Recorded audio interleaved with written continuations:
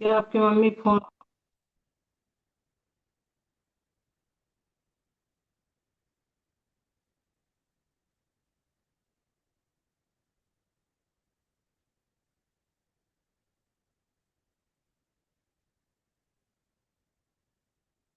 तो अभी हमने ये दो शब्द देखे हैं श्लोक में से।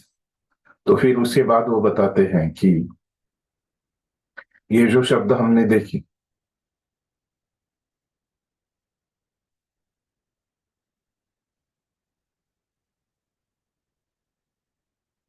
तो ये क्या है जो उन्होंने पहले बताया कि जो लक्षण मैं बताऊंगा।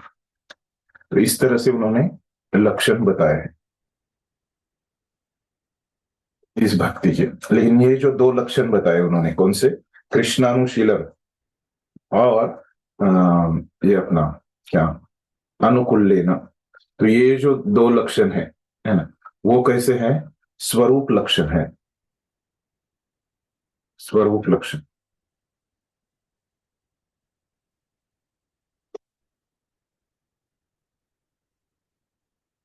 इसमें पहला है कृष्णानुशीलन।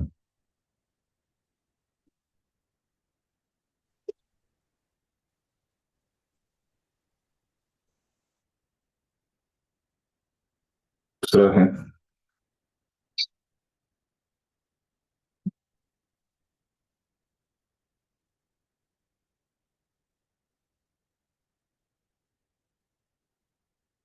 तो क्या अर्थ होता है इस स्वरूप लक्षण का? है?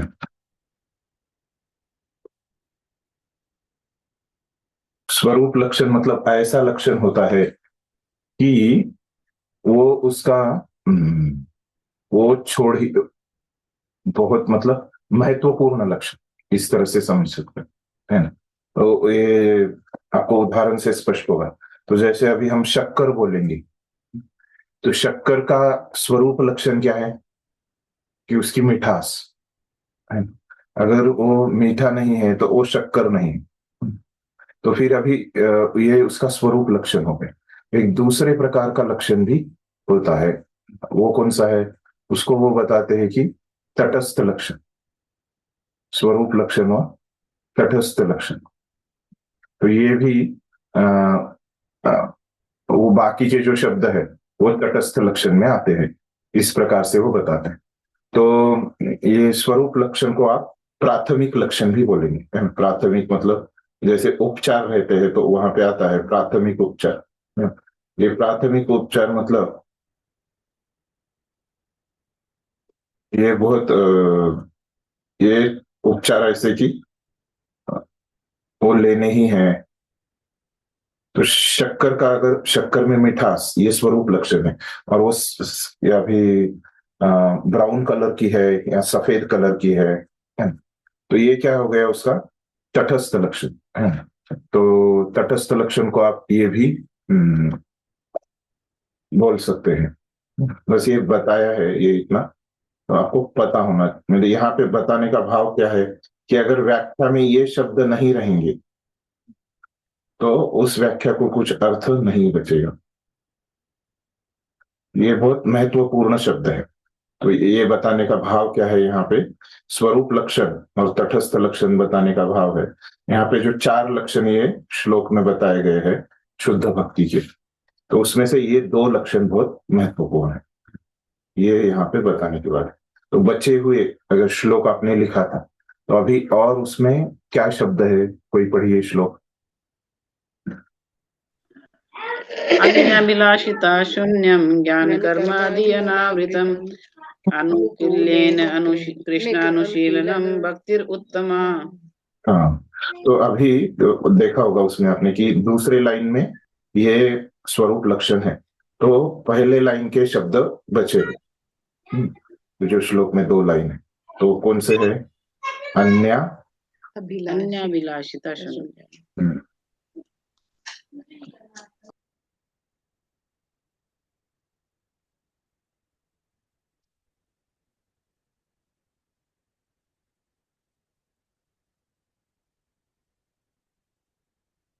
अन्नाभिलाषिता शून्य। और दूसरा कौन सा है?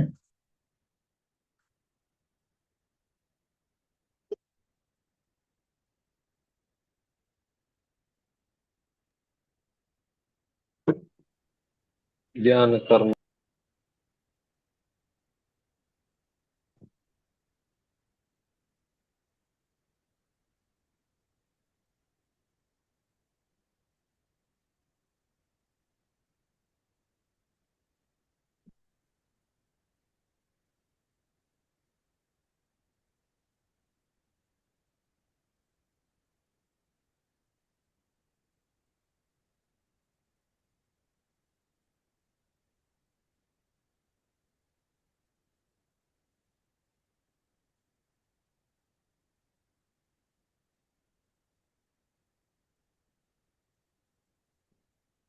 ठीक है, तो ये तटस्थ लक्षण है, इस तरह से बीच में वो बताते हैं।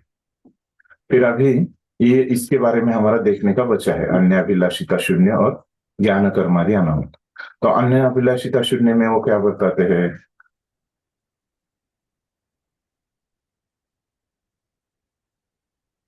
अन्य मतलब हमको समझ में आता है,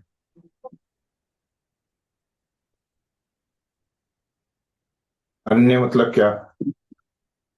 दूसरा भी। हाँ, दूसरा। तो यहाँ पे बाद में लिखिए। फिर अभिलाषा मतलब इच्छा। इच्छा रखना पड़ेगा। इच्छा जी, इच्छा है ना, इच्छा होना। तो यहाँ पे उन्होंने क्या किया है, अभिलाषा मतलब इच्छा होता है ना, और अभिलाषिता यहाँ पे क्या है, शिता है। उसका भी एक है, वो विश्वनाथ चक्रवर्ती ठाकुर बताएंगे उसके बारे में, उसका क्या विशेषता है। तो और शून्य, यहाँ पे इन्होंने, हम बस अभी जीव गोस्वामी का देख रहे हैं। तो अन्य मतलब दूसरी, तो इच्छा है इसलिए हम स्त्रीलिंग में ले रहे हैं, और इसका इच्छा है इसे बोले। और शून्य मतलब क्या है? नहीं। तो दूसरी इच्छा नहीं है, मतलब क्या हो गया फिर? दूसरी मतलब कौन सी इच्छा? तो एक ही इच्छा है कि कृष्ण की अनुकूल भाव से, कृष्ण को प्रसन्न करने की इच्छा है। जिस भक्ति वो की जाती है वो अनुकूल भाव से कृष्ण को प्रसन्न करने के लिए, और उसमें कुछ नहीं चाहिए उसको, खुद की प्रतिष्ठा नहीं चाहिए है, उसको शिष्यगण नहीं चाहिए, कुछ रुपए, कुछ और कुछ चीज नहीं चाहिए। उसको क्या चाहिए? बस उस कार्य से मैं कृष्ण को प्रसन्न करूं, ऐसे वो करने वाले की इतनी ही इच्छा है, तभी वो शुद्ध भक्ति होगी। फिर अभी दूसरा जो लक्षण है वो क्या बताया यहाँ पे, क्या बताया? ज्ञान कर्माद्यनाभितम। अनुज्ञान। जी, अनुज्ञान। अनुकृष्णानु। स्वरूप लक्षण और तटस्थ लक्षण। हाँ वो तो बताया, लेकिन अभी हम तटस्थ लक्षण में पहला हमने देखा क्या था वो? हाँ, कृष्णानु। वो तो देखा ना हमने, अनुकूल्येन कृष्णानु देखा हमने।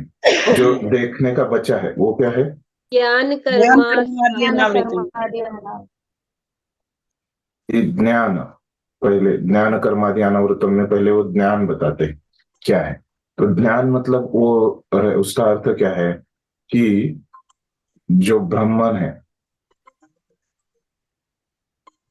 ब्राह्मण मतलब क्या है? ब्राह्मण मतलब क्या है? ब्रह्म को जानने वाला। जीवात्मा। निराकार ब्रह्म। हाँ, निराकार है। तो भगवान को तीन स्तर में रहते हैं, है ना? कौन से? निराकार ब्रह्म, आकार ब्रह्म। परमात्मेति और भगवान। जी जी, हाँ, परमात्मा और भगवान। ब्रह्म परमात्मा भगवान। जी, ब्राह्मण, परमात्मा और भगवान, ये तो जानेंगे। तो ये जो ब्राह्मण है निराकार है, प्रकाश है, जैसे आपने बताया निराकार, उसका कुछ आकार नहीं, उसमें कोई गुण नहीं, निर्गुण। ब्रह्मण्य निराकार निराकार निर्गुण। प्रकाश, सिर्फ प्रकाश, उसमें कुछ व्यक्ति वगैरह नहीं होता। तो इसके बारे में प्रश्न पूछना। तो ज्ञान मतलब क्या होता है, इस ब्रह्मन के बारे में प्रश्न पूछना।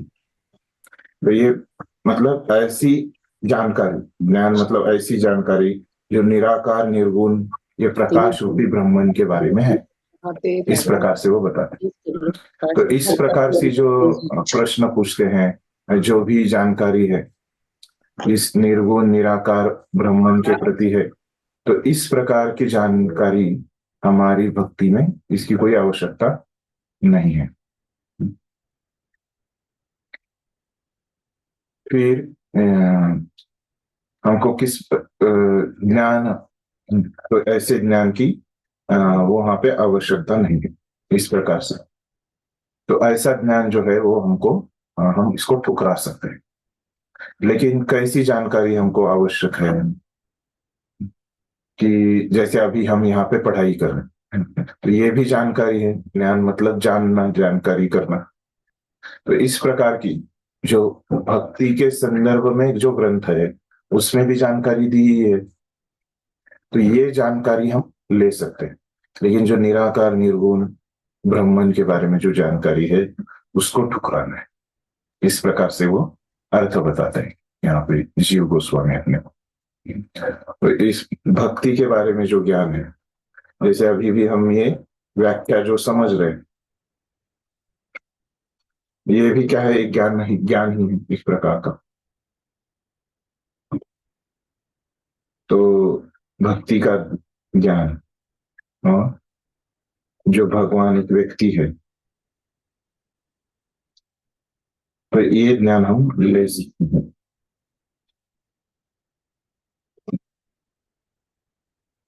फिर अभी वहां पे ज्ञान कर्म भी बोला।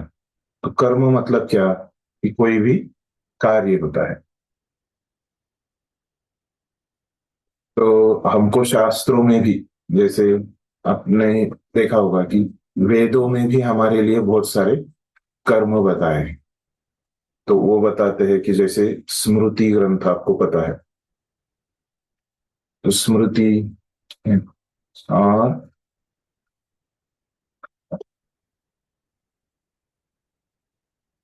तो इसमें भी हमको एक हमारे नित्य कर्म बताए जाते हैं। स्मृति में हमको हमारे नित्य कर्म, हमारे कर्तव्य बताए जाते हैं। तो ये कर्तव्यों को यहाँ पे हमको नहीं लेना है। और वो जो कर्म हमको बताए गए, भक्ति के बारे में बताए गए, जो सेवा के बारे में कर्म बताए गए, वो कर्मों को लेना है शुद्ध भक्ति में, ऐसे वो बताते हैं। तो फिर उसमें क्या है, ज्ञान है, कर्म है, आदि भी एक शब्द है। आदि मतलब क्या है, कि ऐसी चीजें, कौन सी चीजें, जैसे वैराग्य है, क्या है, योग है, सांख्य है। तो जो अप्रत्यक्ष चीजें है, भक्ति, जो भक्ति छोड़ के आदि जो चीजें है इत्यादि, तो इनको नहीं लेना है।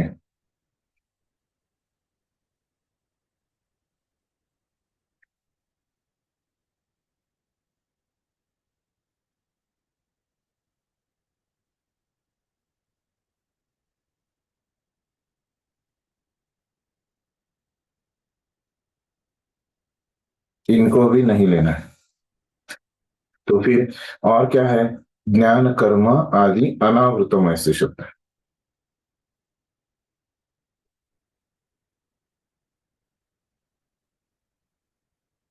अनावृतम के बारे में वो बताते हैं कि जैसे अभी यहाँ पे एक शून्य शब्द था, तो अन्याभिलाषी का शून्य, तो मतलब कृष्ण की प्रसन्नता छोड़ के, है ना, तो अन्य कोई भी जो इच्छा है, शून्य मतलब वो बिल्कुल नहीं होनी चाहिए। ठीक है, वो बिल्कुल नहीं होनी चाहिए। तो और फिर यहाँ पे उन्होंने क्या बताया, शून्य की जगह अनावृतम, है ना।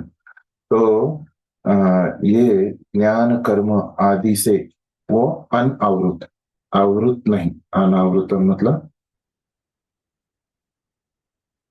आवृत नहीं होनी चाहिए, मतलब ढक नहीं जानी चाहिए, है। तो हमारी जो भक्ति है इससे छिपी नहीं होनी चाहिए, इसके नीचे।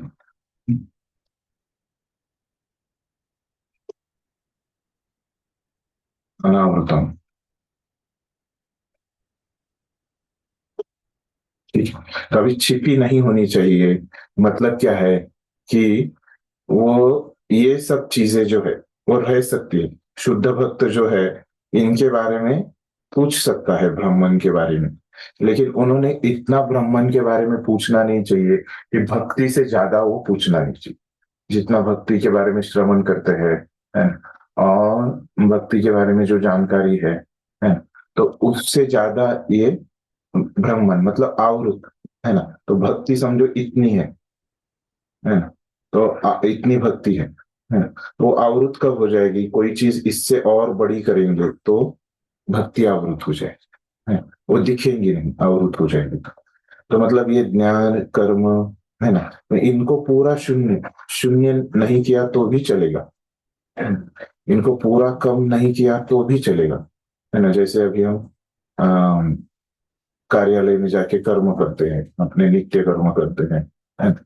तो वो भी भक्ति समझ के हम कर सकते हैं भगवान की सेवा में। लेकिन अन्य जो कार्य रहते हैं, तो वो कार्य जैसे है, नित्य कर्म में क्या आएगा हमारा, जो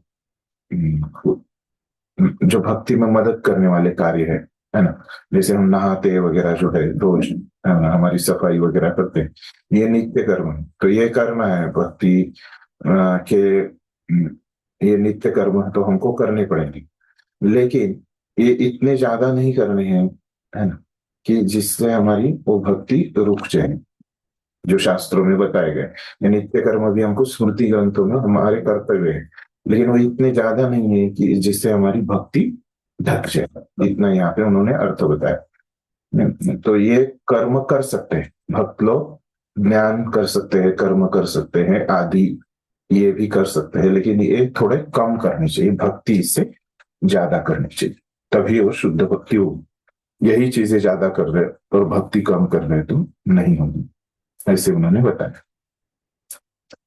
ठीक है, यहां तक स्पष्ट हो गया कि पूरे श्लोक का हमने अर्थ देखा जीव गोस्वामी के मत से।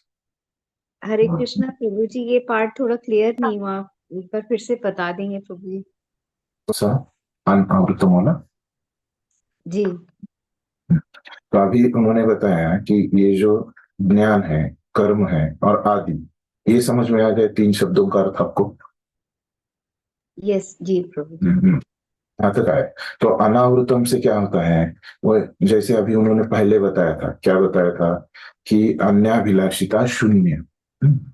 तो वहां पे क्या उन्होंने बताया कि अन्य अभिलाषा, दूसरी इच्छा नहीं होनी चाहिए, है ना। कौन सी इच्छा दूसरी, कि कृष्ण के प्रसन्नता के सिवा आपको और कुछ करना है ना। तो ये दूसरी इच्छा ऐसे नहीं कि आप 5 मिनट के लिए रख सकते हैं, है ना, 10 मिनट के लिए रख सकते हैं, है ना, 15 मिनट के लिए, ऐसे नहीं है, वो आनी ही नहीं चाहिए। शून्य, है ना, शून्य बोला, वो रहनी ही नहीं चाहिए। हाँ, उसकी पूरी अनुपस्थिति वहां पे होनी चाहिए। वो अगर है आपकी भक्ति में, कृष्ण की प्रसन्नता को छोड़ के अगर दूसरी कोई इच्छा है आप, तो क्या हो जाएगा वहां पे, अभी उसके बारे में और बताएं, है ना, उसमें और थोड़ी गहराई है, लेकिन अभी हम जीव गोस्वामी का मत देख रहे हैं, तो वो बाद में हम विश्वनाथ चक्रवर्ती ठाकुर का देखेंगे। तो अभी के लिए हमारे को क्या समझ में आ गया कि दूसरी जो इच्छा है तो वो शून्य है, वो अब्सेंट है, क्योंकि वहां पे शून्य शब्द आया है। लेकिन यहाँ पे क्या बोल रहे हैं, ये जो 3 प्रकार के कार्य है उसके लिए अनावृतम, मतलब ये अगर शुद्ध भक्त करेगा तो ठीक है, वो ज्ञान के बारे में थोड़ा पूछ सकता है, कर्म वो कर सकता है, नित्य कर्म जो शास्त्रों में बताए गए हैं, आदि वैराग्य वगैरह कर सकता है। जैसे वैराग्य मतलब हमारे भक्ति में भी लोग क्या करते हैं, भगवे कपड़े पहनते हैं, वैरागी बनते हैं, संन्यास लेते हैं, वो करना चाहिए, वो वैराग्य मतलब करना चाहिए, मतलब कर सकते हैं, भक्ति ही करना चाहिए, लेकिन वो किया तो गलत नहीं है ना, वैराग्य योग वो, लेकिन वो कितना करना चाहिए, जो उससे ज्यादा आप भक्ति करो, वो कितना भी करो वो नहीं बताया, लेकिन भक्ति से ज्यादा नहीं करना चाहिए, है ना, भक्ति हमारी ढक नहीं जानी होनी चाहिए उससे, ऐसे जीव गोस्वामी ने इसका अर्थ बताया। ठीक है, अभी क्लियर हुआ, इतना भी समझ लीजिए, आपको पूरा क्लियर जब आप तीनों का समझ लेंगे तो पूरा और स्पष्ट। मैंने जो अभी बताया उतना समझ में आ गया क्या आपको? जी प्रभु जी। हाँ। जी थैंक यू। वीर नरसिंह को। हरे कृष्णा प्रभु जी। प्रभु जी मैं पूछ रहा था कि जैसे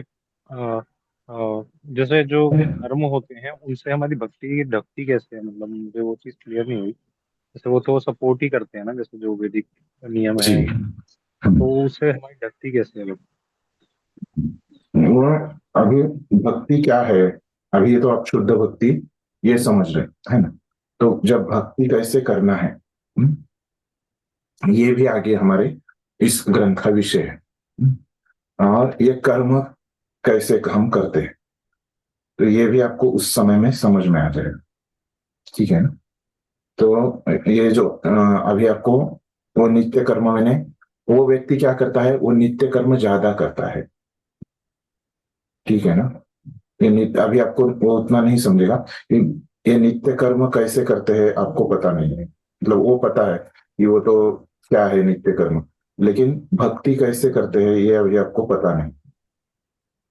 ठीक है, बराबर है ना, तो वो भी बताएंगे आगे, रूप गोस्वामी बताएंगे, तब आप ये जब दोनों सुनेंगे तब आपको पता चलेगा ये नित्य कर्म कैसे अलग है और भक्ति के कर्म कैसे अलग है ना? और ये कैसे वो ढकते हैं, अभी आपको इतना स्पष्ट नहीं होगा। तो अगर आपको ये पाठ के मतलब पाठ मतलब अभी जब हम 19 अध्याय सुनने वाले हैं ना, तो आपको ये 15वें अध्याय में तक क्लियर हो जाएगा पूरा। अगर 15वें अध्याय के बाद आपके प्रश्न का नहीं उत्तर मिलता है तो आप फिर से ये प्रश्न लिख के रखिए, फिर से आप मुझे ये प्रश्न पूछिए। ठीक है ना प्रभु जी? जी प्रभु जी। हाँ, तो अभी आपको एकदम स्पष्ट हो जाएगा। ठीक, और किसी को कुछ प्रश्न? तो अभी हम विश्वनाथ चक्रवर्ती ठाकुर जी का देखते हैं कि वो क्या बोल रहे हैं। तो वो जो ये जीव गोस्वामी ने बताया है उसमें से ये भानु स्वामी महाराज का जो ट्रांसलेशन है, तो वो लिखते हैं कि जीव गोस्वामी का उन्होंने जैसे कि वैसा उन्होंने भाषांतर किया है महाराज ने संस्कृत में से, और इसमें से जो अलग है वही चीजें उन्होंने उनके भाषांतर में लिखी है, इस तरह से वो बताते हैं। वो भाषांतर मैंने आपको भेजा है। अभी उसके बाद जीव गोस्वामी के बारे में हम देखेंगे, तो उनका मैं लाल अक्षर से लिखूंगा जो अलग है।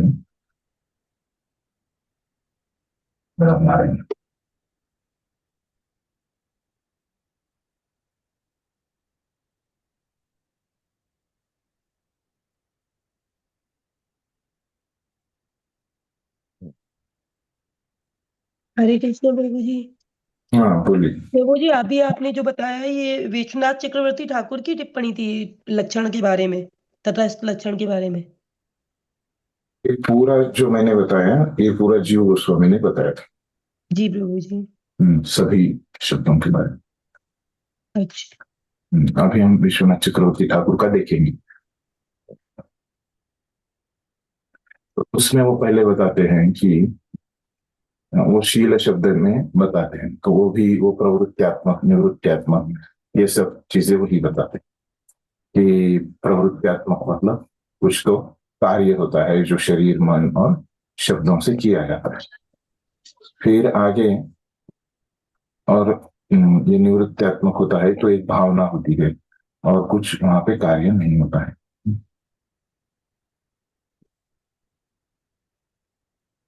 ये जाके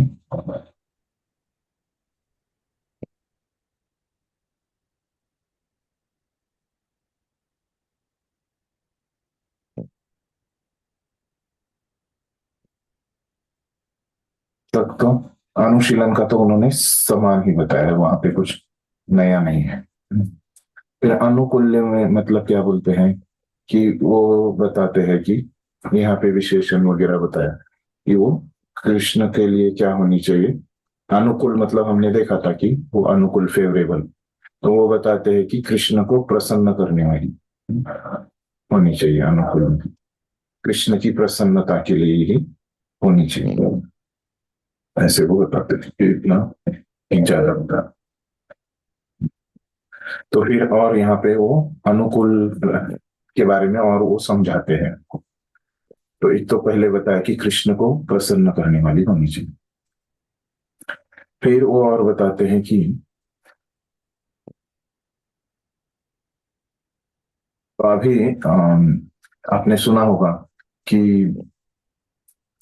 जो अपने जय और विजय, तो जय और विजय कौन थे? प्रभु जी द्वारपाल थे वैकुंठ लोक के। तो क्या उनकी कुछ कथा आपने सुनी है क्या, जय और विजय की? सनत कुमार, सनक सनंदन, सनातन और सनत कुमार को जो है ना उन्होंने रोक दिया था जाने से। जी। तो फिर क्या हो गया, उन्होंने रोका तो क्या हो गया? श्राप मिला फिर उनको। तो श्राप, क्या श्राप मिला फिर उनको? प्रभु जी उनको शाप मिला कि 3 बार राक्षस बन के पृथ्वी पर जन्म लेंगे। वो तो कृष्ण जी ने एक जन बताइए 3 बार क्या होगा? या तो आप राक्षस दुश्मन बन के रहो या फिर जो है 7 बार आप फिर वो मतलब तो मतलब उनको ऑप्शन मिले, है ना? तो 2 ऑप्शन क्या थे कि एक तो 7 बार क्या? 7 बार तो आप मित्र बन के रहे, मतलब आप धरती पे तो जाके आपको भौतिक जगत में जाना है, दोनों ऑप्शन, है ना? तो एक बार 7 बार भक्तों के जन्म में ले लो, नहीं तो 3 बार असुरों के जन्म में है ना? तो वो उन्होंने क्या चुना उसमें, असुरों के इसमें जन्म लिया है ना? तो हमको तो पता है पहले तो वो भक्त थे, है ना? फिर असुरों के इसमें कुल में उन्होंने जन्म लिया। तो वो भगवान को प्रसन्न कर रहा था कि नहीं कर रहा था? उनका जो उन्होंने 3 बार क्योंकि वो असुरों हर के, टाइम भगवान को याद तो कर ही रहे थे, चाहे शत्रु भाव में कर रहे थे, लेकिन वो भगवान का ध्यान कर रहे थे। और तो कुछ भगवान बताना को किसी प्रसन्न कर दूसरे भगवान भक्तों को कुछ लगता है? भगवान की प्रसन्नता के लिए ही प्रभु जी उन्होंने ये स्टेप लिया था। वो तैयार हुए थे हाँ इसके लिए। जी जी, तो भगवान की उसमें उन्हें तो प्रसन्न। समय लग जाता तो वो लेकिन फिर इसमें जल्दी आ भक्ति जाएगा। हुई कि नहीं? जी उन्होंने जो भक्ति 3 जन्म लिए असुरों के भगवान से कुल में। दूर नहीं रह पा रहे थे, इसलिए उन्होंने 3 जन्म का लिया। जी। तो वहां पे फिर जैसे हमने पहले देखा कि हमारे इस ग्रंथ का वस्तु निर्देश क्या है कि हम्म, अखिल रसामृत मूर्ति कृष्ण, है ना? ऐसे रूप गोस्वामी ने इसका वस्तु निर्देश किया है।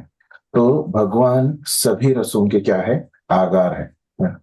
तो भगवान को ये युद्ध का रस का भी अनुभव करना रहता है। तो इसीलिए वो क्या हो गए वहां पे, असुरों के रूप में उन्होंने वो जन्म लिया वहां। और भगवान क्या करे, इस वीर्य रस, युद्ध के रस का वो आस्वादन कर सके। तो इसीलिए उन्होंने यहाँ पे जन्म लिया। तो अगर यहाँ पे ये जो अनुकूल है ना, बस वो बाहर के कार्यों से अगर हम देखेंगे तो क्या हो जाएगा, उनकी भक्ति भक्ति नहीं हो जाएगी, है ना? इस भक्ति की व्याख्या में उनकी भक्ति नहीं आएगी। तो इसीलिए यह अनुकूल लेना क्या है, उनकी आंतरिक भावना। तो बाहरी भावना में वो महत्व नहीं है भक्ति में, है ना? तो इस प्रकार से वो बताते हैं। तो बाहरी भावना देखेंगे तो क्या हो रहा है वहां पे, जय विजय 3 जो रूप उन्होंने लिए, कौन से लिए, है ना? रावण, कुंभकर्ण का। फिर पहला लिया उन्होंने हिरण्याक्ष और हिरण्यकश्यप का, फिर रावण कुंभकर्ण का, और फिर इसका दंतवक्र और शिशुपाल, ऐसे उन्होंने दंतवक्र, हाँ, दंतवक्र और शिशुपाल, तो ये ऐसे 3 जन्म उन्होंने लिए।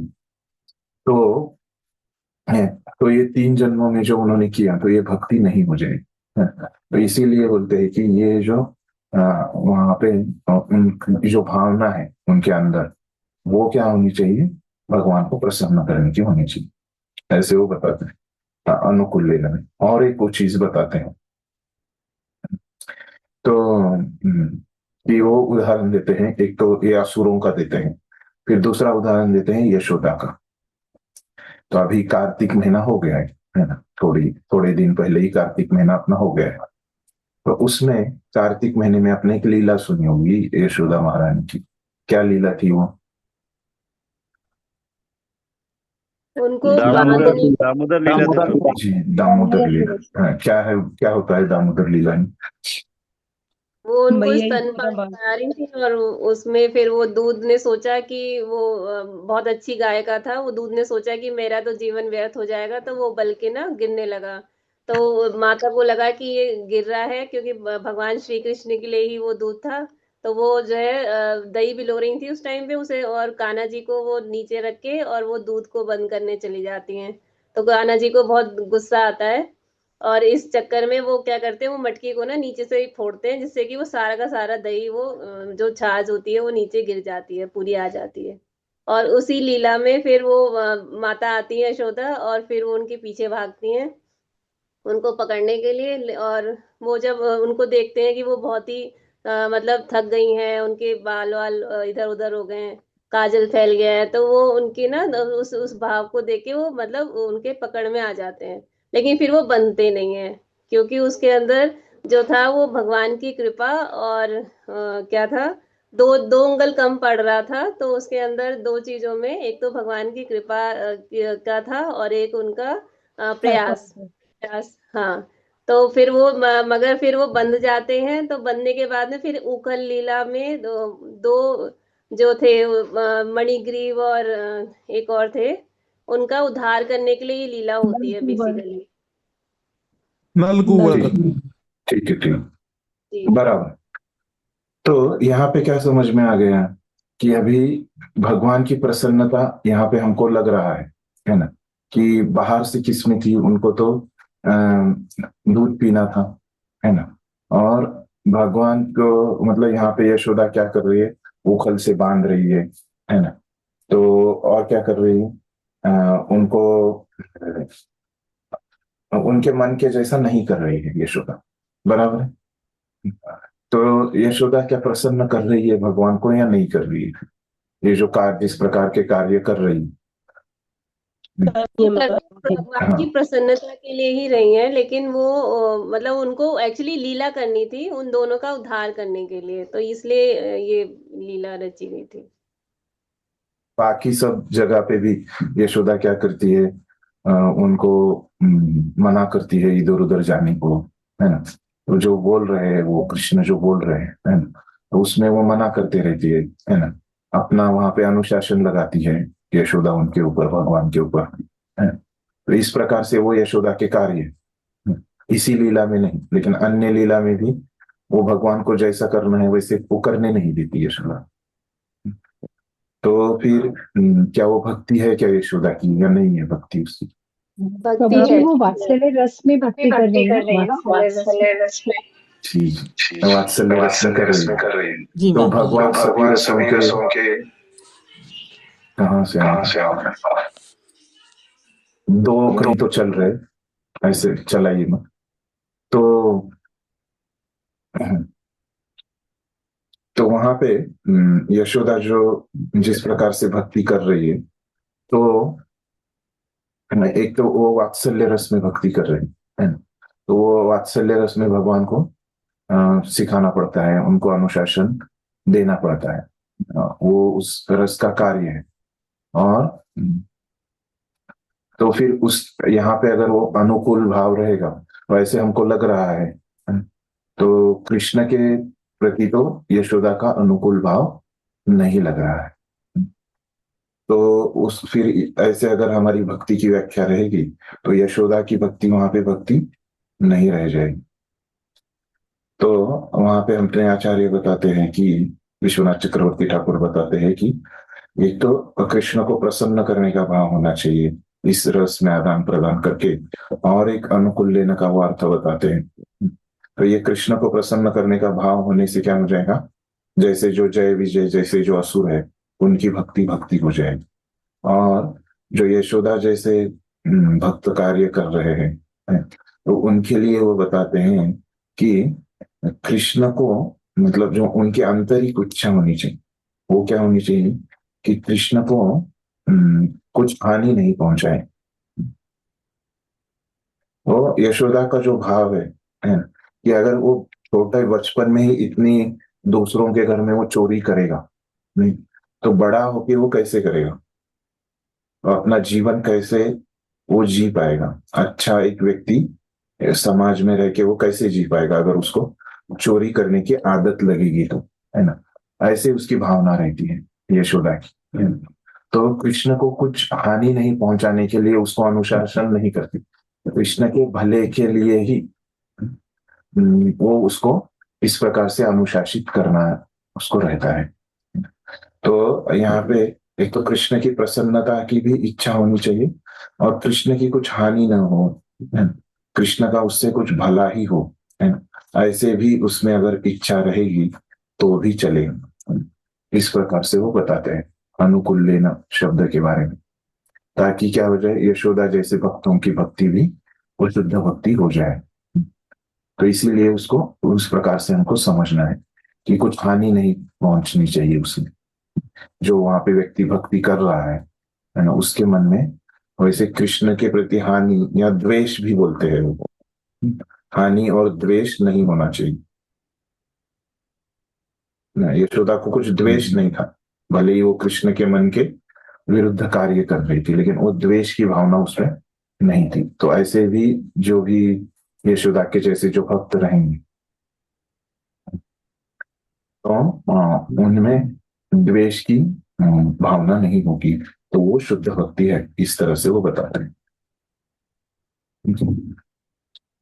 मतलब यहाँ पे अनुकूल मतलब क्या हो गया कि कृष्ण के प्रति एक उनको दोस्ती का भाव है ना, द्वेष का भाव नहीं, मतलब दोस्ती का भाव होना चाहिए, ऐसे वो बताते हैं।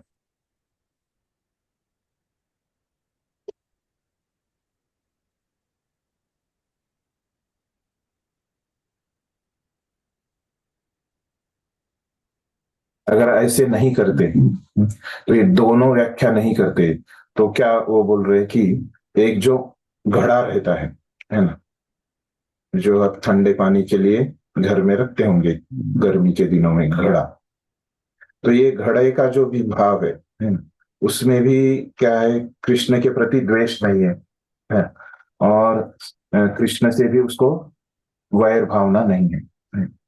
तो क्या वो घड़ा जो कार्य कर रहा है पानी को ठंडा करने का, तो क्या उसकी भक्ति भी भक्ति है? तो इसीलिए वो बोल रहे कि केवल अगर कृष्ण को कुछ हानि नहीं पहुंचनी चाहिए और कृष्ण को कुछ द्वेष नहीं पहुंचने चाहिए, ऐसे एक ही ये दोनों में से एक ही लक्षण रहेगा तो वो शुद्ध भक्ति नहीं होगी, है। क्योंकि वो घड़ा जो है वो कुछ कृष्ण की प्रसन्नता के लिए कार्य नहीं कर रहा है, बस उसकी भावना जो है कृष्ण के प्रति क्या है, वहां पे उदासीनता की भावना है, न्यूट्रल है वो, है ना, द्वेष नहीं कर रहा है लेकिन वो कृष्ण की प्रसन्नता के लिए कुछ कार्य भी नहीं कर रहा है। तो ऐसे नहीं होना चाहिए, तो दोनों होना चाहिए।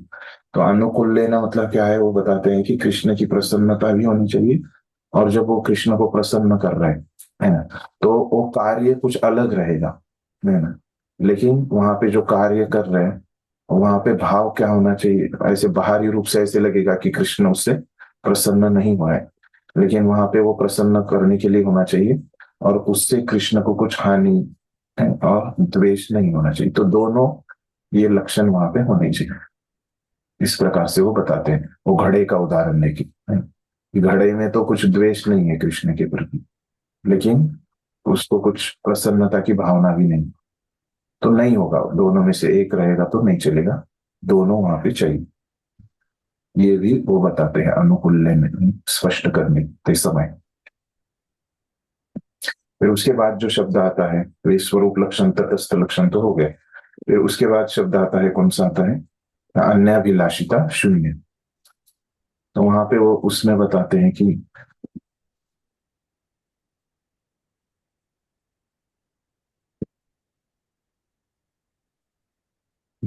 तो हमने देखा तो अन्याभिलाषिता दूसरी कुछ इच्छा नहीं होनी चाहिए। तो हमने देखा कि कृष्ण को प्रसन्न करने की इच्छा होनी चाहिए जीव गोस्वामी के मत के अनुसार। तो ये क्या बताते हैं कि जो भी हम भक्ति करते हैं, है ना, तो उसके पीछे हमारी क्या इच्छा होनी चाहिए कि वो जो हम भक्ति कर रहे हैं उससे हमारी और भक्ति बढ़े। तो ये इच्छा होनी चाहिए। इसका अर्थ ये है कि हम जो भक्ति करते हैं उसके लिए हम कुछ भी कार्य करते हैं तो कुछ ना कुछ तो फल हमको चाहिए होगा ना। तो हम वो भक्ति करें और भक्ति प्राप्त करने के लिए। तो भक्ति का फल क्या है, भक्ति ही हमको चाहिए। हम भक्ति करते हैं तो उसके बदले में हमको और भक्ति चाहिए, अन्य कुछ कार्य हमको नहीं करना है। ठीक। तो इस प्रकार से वो अर्थ कर बताते हैं। अन्याभिलाषिता शून्य का अर्थ क्या बताते हैं कि व्यक्ति जो भक्ति करता है उसके पीछे उसकी एक ही इच्छा है, वो क्या है कि वो भक्ति ही करना चाहता है, अन्य कुछ कार्य नहीं करना चाहता। तो इसी का मतलब अलग शब्दों में उन्होंने बताया है। बस अन्य भक्ति का कार्य करने के पीछे उसकी अन्य इच्छा नहीं, बल्कि एक ही इच्छा है कि और उसको भक्ति के कार्य मिले। तो अभी यहाँ पे मैंने बताया था कि हाँ, तो ये यहाँ पे जो अन्याभिलाषा शून्य बोलते तो भी समान अर्थ ही होता था ना। ये जो अभी तक जीव गोस्वामी और विश्वनाथ चक्रवर्ती ठाकुर ने अर्थ बताए कि अन्याभिलाषिता शून्य, उन्होंने तो रूप गोस्वामी ने बताया है। फिर ये जीव गोस्वामी और विश्वनाथ चक्रवर्ती ठाकुर ने अभी तक क्या बताया, क्या अन्य कुछ इच्छा नहीं होनी चाहिए। तो ये तो अन्याभिलाषा शून्य बोलते अगर रूप गोस्वामी उनके श्लोक में, तो यही अर्थ निकलता है या दूसरा अर्थ निकलता? क्या लगता है आप लोगों को? समझ में आया क्या प्रश्न? मैंने क्या पूछा, समझ में आया? तो मुझे एक बार और बता दीजिए। देखिए, अन्याभिलाषिता शून्य का यहाँ पे जीव गोस्वामी ने क्या अर्थ बताया था?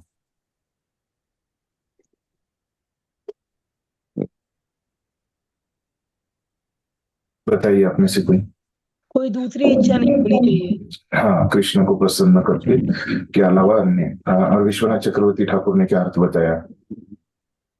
अन्य कुछ कार नहीं, भक्ति और भक्ति सिर्फ। हाँ, भक्ति के बदले में हमको भक्ति चाहिए। हाँ, भक्ति के बदले भक्ति जो हम कर रहे हैं उसका फल हमको और भक्ति मिले, है ना, यही होना चाहिए। तो अभी ये जो दो अर्थ उन्होंने अलग अलग बताए है।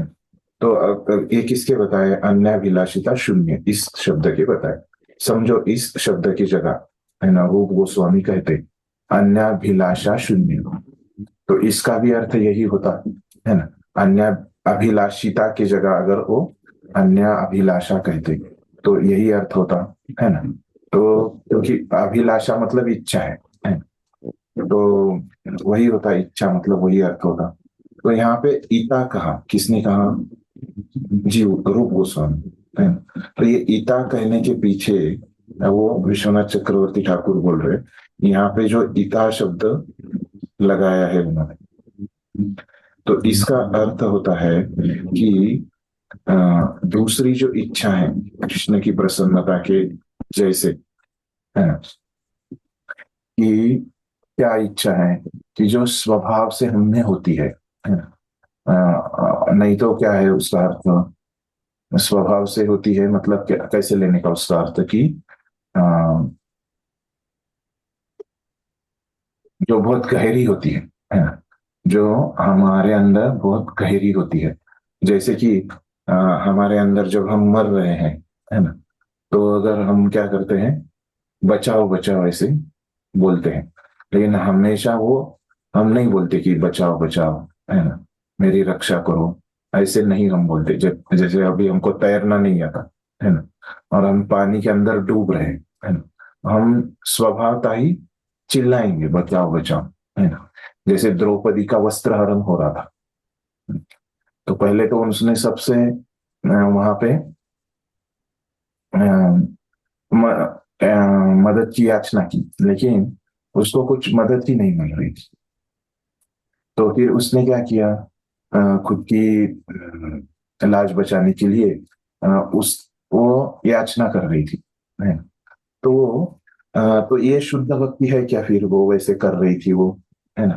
तो बोलते हैं कि जो ऐसे खुद को जो बचाने की, शरीर, है ना, और आत्मा, है ना, एक जगह रखने की, है, और ऐसे जो खुद की लाज बचाने की जो द्रौपदी ने जो कार्य किया, है, तो इस प्रकार के जो कार्य होते हैं, हमको जिंदा रहने के लिए जो आवश्यक कार्य होते हैं, ऐसे इच्छा रहेगी तो चलेगा, ऐसे विश्वनाथ चक्रवर्ती ठाकुर बताते हैं, है ना। तो क्योंकि ऐसी इच्छा हमको रोज रोज नहीं आती ना, तो कभी तो आती है, विरला ही आती है। लेकिन ये जो इच्छा आ रही है, तो ये कृष्ण को प्रसन्न करने वाली है क्या?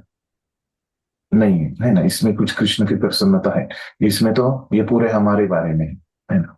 ये तो हमको जिंदा रखने के लिए है, हमारे शरीर और आत्मा एक जगह पे रखने के लिए है। तो इस प्रकार की जो इच्छाएं हैं, तो वो यहाँ पे ये इता शब्द जो इस्तेमाल किया है ना, क्योंकि अन्य अभिलाषा शून्य, इसका भी अर्थ क्या होता है कि अन्य कोई इच्छा नहीं, ऐसे होता है। तो ये इता शब्द जो संस्कृत का है, उसका अर्थ ऐसे होता है कि इस प्रकार की संस्कृत के जो नियम है उसके अनुसार उसका अर्थ ऐसे होता है कि शरीर और आत्मा एक जगह की जो रखने की इच्छा है, या दूसरी जो इच्छा है कि जो स्त्रियों में उनकी लाज बचाने की इच्छा, या अन्य जो प्रकार की इसमें इच्छा है, वो क्या है, ये हमारा जो स्वभाव होता है। हम स्वभाव के, जैसे व्यक्तियों का अलग अलग स्वभाव होता है ना, वो ज्यादा बदल नहीं सकते। गीता में हम सीखेंगे कि एक व्यक्ति के स्वभाव हम ज्यादा नहीं बदल सकते। तो ये स्वभाव की वजह से समान परिस्थिति में शुद्ध भक्त, अब देखिए शुद्ध भक्तों के भी अलग अलग स्वभाव रहते हैं, है ना। जो प्रभुपाद के शिष्य हैं सन्यासी, तो ये सब भक्तों के अलग अलग स्वभाव रहते हैं, वो अपने स्वभाव से भक्ति करते हैं।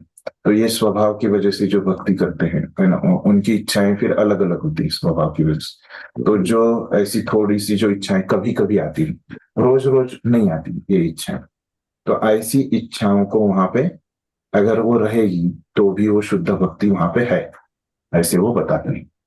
समझ में आ गया है गीता शब्द का क्या है ना।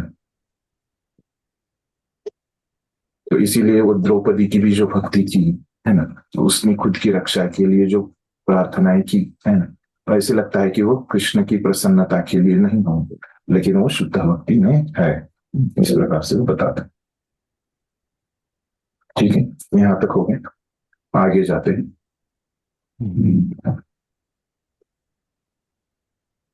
प्रभु जी हरे कृष्णा। हाँ, तो जो भी यहाँ पे इच्छा है, और एक यहाँ पे लक्षण बताते हैं वो, जो भी इच्छा है वो भक्ति के लिए वहां पे हानिकारक नहीं है। ऐसी अगर इच्छा रहेगी तो भी चलेगा। ठीक है, हाँ प्रभु जी आप कुछ बोल रहे थे। जी प्रभु जी, मैं हरे कृष्णा। आवाज आपका कट गया, हाँ बोलिए। हाँ जी प्रभु जी, मैं ये पूछना चाहता था कि जैसे अभी जो कुछ लोग हैं, कुछ संप्रदाय जैसे या कुछ अलग धर्म के, तो वो जैसे कहते हैं वो God give us daily bread, और मतलब या फिर मतलब भगवान मुझे बहुत जरूरत है आपकी, आज ये एग्जाम पास करा दो, या मतलब समथिंग, कोई भी ऐसी संकट में हूँ बचा लो। तो ये सब शुद्ध भक्ति का पार्ट ही है क्या? अगर वो बहुत वहां पे जरूरी है उनके शरीर और आत्मा को, है ना, वो जो अभी उनकी ऐसी परिस्थिति है कि वो अभी मरने वाले हैं, है ना, उस परिस्थिति में अगर वो याचना कर रहे हैं तो ठीक है। लेकिन अभी देखिए व्यक्ति के पास जब खाने के लिए रहता है ना, सिंपल उसके पास रोटी सब्जी दाल चावल है उसके पास, है ना, फिर भी वो क्या करता है, मुझे मतलब और चाहिए, है ना। वो कौन सा व्यक्ति मांग रहा है उसके ऊपर है वो, है ना, परिस्थिति के ऊपर। अगर वो जो अभी रोटी मांग रहा है लेकिन अभी वो रोटी खाएगा नहीं, तो अभी वो मरने वाला है ना? ऐसा व्यक्ति अगर तो रोटी के लिए याचना करता है तो उस परिस्थिति में तो वो शुद्ध भक्ति है। लेकिन व्यक्ति के पास सब कुछ है ना, वो सब कुछ अपने घर के पास रहता है ना, जो जिंदा रहने के लिए उसके पास है रोटी सब्जी दाल चावल उसके पास, लेकिन उसको क्या है कि और पैसे चाहिए तो उसको स्वीट ही प्रसाद ही खाना है ना। ऐसे मतलब अभी ये मैं स्थूल आपको दे रहा हूँ ताकि आपको समझ में आ जाए, है ना, स्थूल उदाहरण दे रहा हूँ। तो उसको एक है कि उसको बहुत मिष्ठान नहीं खाना है ना, तो वैसे वो याचना कर रहा है, लेकिन उसको जिंदा रहने के लिए उसको तो प्रसाद मिल रहा है, लेकिन उसको सामान्य प्रसाद नहीं मिष्ठान्न का प्रसाद ही उसको चाहिए। अगर ऐसी इच्छा है तो यहाँ पे क्या है, वो शुद्ध भक्ति नहीं है। ठीक है ना, उसकी हाँ जी, हाँ जी, परिस्थिति क्या मतलब है उस परिस्थिति पे भी वो निर्भर करता है उसकी शुद्ध भक्ति है क्या नहीं। सो प्रभु जी इसमें ये भी डाउट था कि ये भगवान को प्रसन्न कैसे करती है ये चीज। वही तो मैं बोल रहा हूँ, ये यहाँ पे भगवान को नहीं प्रसन्न करती, तो इसीलिए जो ईता शब्द यहाँ पे कहा है ना, तो ये ईता शब्द से है ना, तो जैसे आप अभिलाषा, हमने क्या देखा, अभिलाषा मतलब इच्छा, है ना, तो अन्य अभिलाषा शून्य अगर बोलते हैं तो अन्य कोई इच्छा नहीं, है ना, तो यही अर्थ होता। तो अभिलाषा कहने की जगह उन्होंने क्या कहा है, अभिलाषिता कहा है ना, तो इसके पीछे उन्होंने इता ये दो अक्षर ज्यादा जोड़े हैं, ई और ता, तो इसीलिए ये अभिलाषा शब्द का अर्थ बदलता है ना। तो उसमें क्या होता है कि कुछ चीजों की वहां पे मान्यता आ जाती है, अन्य अभिलाषा शून्य कहते तो कोई भी इच्छा नहीं, फिर वहां पे कुछ चीजें वहां पे जो है आती नहीं थी, है ना, तो ये इता शब्द कहने से कुछ चीजें आती है, ऐसे वो बोल रहे हैं विश्वनाथ चक्रवर्ती का। जी प्रभु जी। तो ये इता शब्द की वजह से वैसे बना, समझ गया ना पक्का। हाँ जी, मतलब 100% तो नहीं समझा। जैसे जैसे असुर होते हैं तो असुर, जैसे हमने जय विजय का बताया कि वो लोग तो अभी पार्षद ही दो थे भगवान। चीजें आप मिक्स मत कीजिए, एक एक शब्द। अभी जो आप वो संकल्पना में जा रहे हैं, है ना, तो वो कहाँ पे जा रहे हैं, आप पीछे जा रहे हैं, है ना, किसमें अनुकूल लेना में बताया था उनका, है ना, तो एक एक शब्द का आप अर्थ समझेंगे ना, तो दो आप संकल्पनाएं मिक्स करेंगे तो अभी वो मुश्किल होगा। ये अभी अन्य इसमें हमने नहीं देखा, असुरों का वगैरह जो है अन्य अभिलाषिता शून्य में नहीं देखा उनका, उनका हमने कहा देखा था, अनुकूल लेना में देखा था, बराबर है। फिर भी आपका क्या प्रश्न है, पूछिए।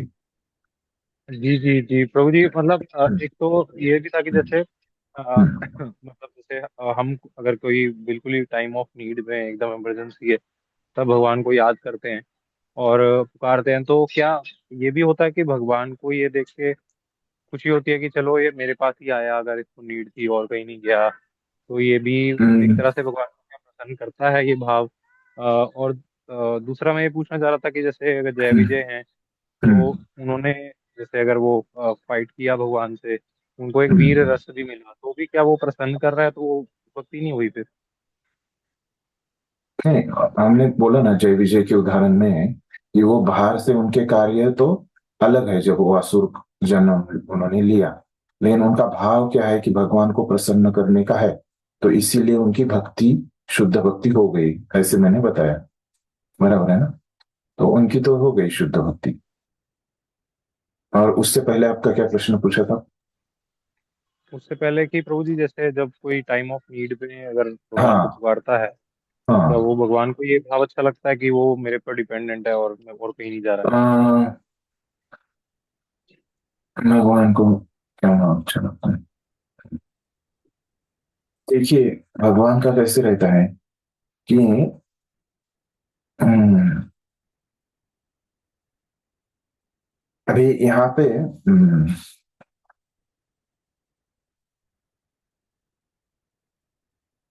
उनको अच्छा लगता है क्या नहीं, लेकिन अम,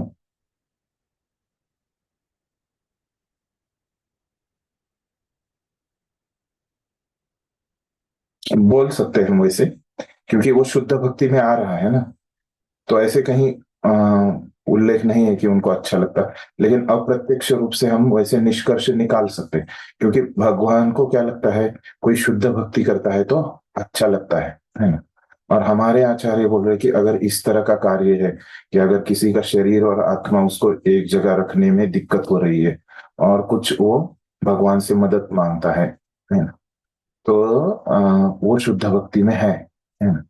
तो यहाँ पे अभी कोई शरीर और आत्मा के लिए उन्होंने जो कहा है ना, कि वो इच्छा कर रहा है उसका शरीर और आत्मा एक जगह पे रहे। तो ये जो इच्छा के बारे में हो रहा है यहाँ पे चर्चा जो हो रही है इस व्याख्या में, आप देखेंगे तो अभिलाषा शब्द की है ना, तो ये ऐसी अगर किसी की इच्छा है ना, इस तरह से अभी किसके पास वो इच्छा प्रकट कर रहा है ना, तो द्रौपदी ने तो वो भगवान के पास की है ना, लेकिन अन्य अगर कोई व्यक्ति वो भगवान के पास नहीं करेगा तो भी क्या हो जाएगी, वो शुद्ध भक्ति हो जाएगी।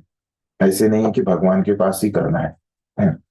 तो यहाँ पे जो कहा है कि ये इता, ये अगर इच्छा है आपने तो वो शुद्ध भक्ति है, इतना ही बताया है ना। अभी आप किसके पास वो इच्छा प्रकट कर रहे हैं वो यहाँ पे नहीं बताया, समझिए। आप किसी के पास भी वो इच्छा प्रकट करो है ना, आपको शरीर और आत्मा एक रखने की, तो शुद्ध भक्ति है ना। ठीक है, ऐसे नहीं कि भगवान के पास ही जाके आप वो इच्छा प्रकट कर रहे हैं, ठीक है ना। तो यहाँ पे क्या है कि ऐसे नहीं है, अभी आपको और एक चीज इसमें बताता हूँ कि ऐसे नहीं कि मैंने तो इच्छा प्रकट की, तो मैंने अभी बताया कि किसके पास भी आप वो इच्छा प्रकट करो है ना, वो शुद्ध भक्ति है। तो और भी शुद्ध भक्ति के सभी लक्षण उसमें आ जाने चाहिए। जैसे शुद्ध भक्ति के हमने और क्या लक्षण देखे कि अनुशीलनम है ना, अनुशीलन मतलब अनु मैंने क्या बताया कि सतत है ना। मैंने समझो आज मेरे को खाने के लिए मेरे पास प्रसाद नहीं, मैं दो दिन से भूखा हूं, तो अभी ऐसे मेरे को लग रहा है कि मेरी जान चली जाने वाली, तो मैंने अभी वहां पे इच्छा की है ना कि मुझे प्रसाद मिले, नहीं तो अभी मैं शरीर छोड़ दूंगा है ना, ऐसे मैंने इच्छा की है ना। तो भगवान के पास नहीं की ऐसी इच्छा है ना, लेकिन फिर मुझे प्रसाद मिल गया ऐसे इच्छा करने से, समझो है ना। फिर वो प्रसाद मिलने के बाद भी मैं क्या करता हूँ, इंद्रिय तृप्ति में करता हूँ बाद में, या भक्ति कर रहा हूँ, क्योंकि भक्ति तो क्या है, कृष्णानुशीलन है वहां है ना, भक्ति कभी रुकती नहीं है ना? मैंने वैसे इच्छा की लेकिन मेरी भक्ति भी नहीं रुकनी चाहिए, ठीक है ना।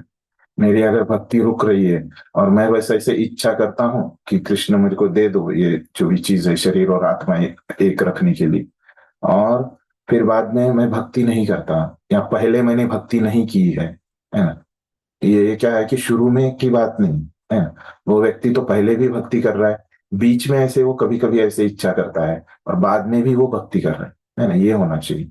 तो अन्य भी जो भक्ति के वैशिष्ट्य है वो सभी वहां पे आने चाहिए है ना, ऐसे पूरा वहां पे चित्र वहां पे देखा जाए, ऐसे नहीं कि केवल एक ही ये इच्छा का विचार हो। जी प्रभु जी, अभी बेटर, अभी स्पष्ट हो गया, हाँ। क्योंकि भगवान को भाव होगा ही, हमारे हृदय में भी भगवान है, वो सच्चाई जानते हैं। ये ऐसे जो हम देखते हैं कि जो कोर्ट में वहां पे क्या करता है हमारा वकील जो है, वो झूठ को भी सच बना देता है, सच को भी झूठ बना देता है ना? उस प्रकार का कार्य यहाँ पे बस नहीं होगा है ना। तो भगवान को पता है सच्चे, ठीक। और किसी को कुछ पूछना है? हरे कृष्णा प्रभु जी।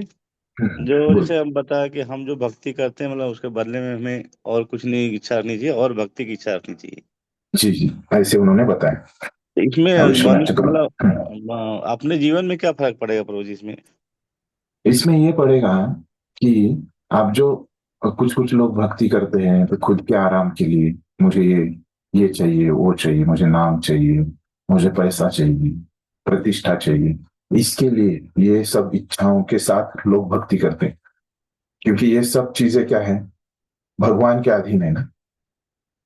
ये पूरे दुनिया के मालिक कौन है उसको समझ में आता है कि भगवान है ना। भगवान क्या है, लक्ष्मी के पिता है, सॉरी लक्ष्मी के पति है ना। तो लक्ष्मी के पति होने से क्या है कि वो जो धन है पूरा इस दुनिया का, वो किसके पास है, भगवान के पास है ना। भगवान को वो भक्ति करके प्रसन्न करना चाहता है, लेकिन उसके पीछे क्या है कि मुझे वो भगवान का धन मिले, ऐसे उसको इच्छा है, इस जगत में कुछ मिले, मुझे ऐश्वर्य प्राप्त हो, है ना। तो ये सब अन्य इच्छाएं नहीं होनी चाहिए, तो एक ही इच्छा होनी चाहिए कि उसके बदले में उसको कुछ नहीं चाहिए, भगवान की प्रसन्नता। समझो एक व्यक्ति आया मंदिर में, है ना, तो वो मंदिर में आया है, उसने सेवा की बहुत सारी यहाँ पे, है ना, कुछ भी सेवा की, तो उसके बदले में उसको लगता है कि कुछ प्रसाद मिले, है ना, बदले में, है ना, मुझे कुछ मंदिर में सुविधा मिले, है ना, ऐसे उसको अपेक्षा लगती है ना, ये भावना है इसकी, निस्वार्थ भावना नहीं, है ना। तो क्या हो गई, शुद्ध भक्ति नहीं हुई। या कोई व्यक्ति दान देता है मंदिर में, तो बदले में उसको कुछ भावना रहती है, वो दान देना क्या हो गई, उसकी भक्ति का कार्य हो गया, लेकिन वो दान के बदले में उसको कुछ चाहिए रहता है, तो वो क्या हो गई, शुद्ध भक्ति, वो भक्ति हो गई, मिश्रित भक्ति, लेकिन शुद्ध भक्ति नहीं हुई, ये बताया।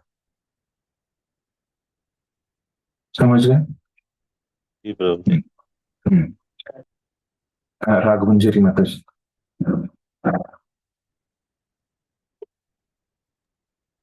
हरे कृष्ण प्रभु जी, दंडवत प्रणाम। प्रभु जी, आपने शील शब्द का अर्थ बताया था, उसमें बताया था अभ्यास करना, तो अभ्यास किस चीज का है, मतलब शील में, शील तो शब्द का अर्थ में? अभ्यास मतलब क्या होता है कि कोई भी कार्य बारंबार करना, जब तक वो उसको हमको पूर्णत्व प्राप्त नहीं हुए, उसको अभ्यास बोलते हैं। अभ्यास शब्द का ऐसे अर्थ होता है तो कि यहाँ पे अनुष्ठान का अभ्यास, किसका अभ्यास? बताया ना उन्होंने कि अनुशीलन, कृष्णानुशीलन, है ना, कृष्ण के लिए अभ्यास करना, रोज रोज वही कार्य करना, भक्ति का अभ्यास। हाँ, भक्ति का अभ्यास, भक्ति के जो कार्य है उनका अभ्यास कृष्ण के लिए।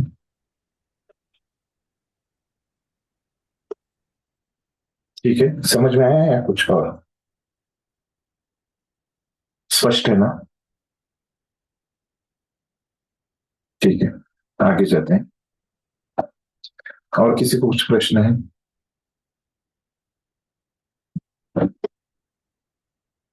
तो यहां तक अभी हमने अन्याभिलाषिता शून्य, यहां तक हमने देखा विश्वनाथ चक्रवर्ती ठाकुर के मत से।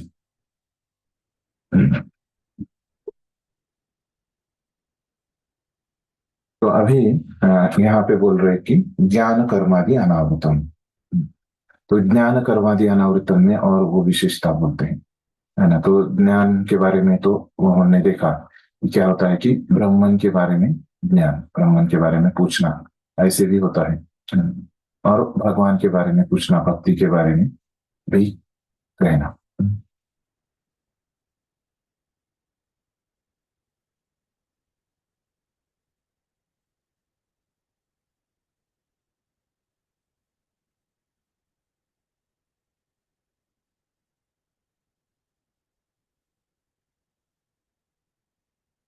तो आवृत, है ना, तो यहाँ पे हमको जीव गोस्वामी ने आवृत ऐसे शब्द को बताया था कि उससे ढकी नहीं होनी चाहिए।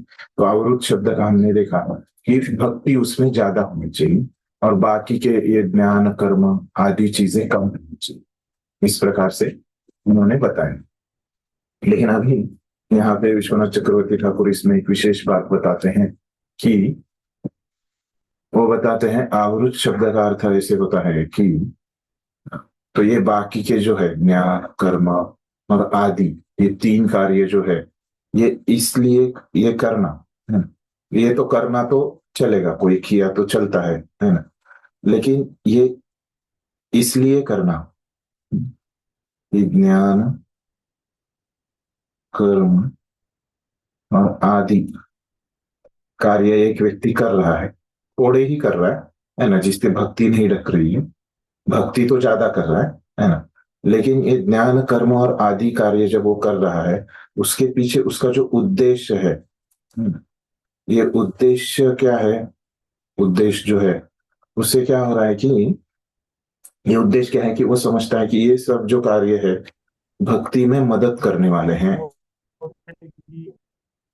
ये अगर कार्य मैं करूंगा तो क्या हो जाएगी, मुझे भक्ति में मदद होगी, सॉरी, भक्ति में मदद में उसका भाव ये रहता है, ये एक्चुअली जो कार्य है भक्ति में मदद करते हैं, लेकिन उसको लगता है कि ये कार्य मतलब भक्ति है, ऐसे उसको गलत लगता है ना।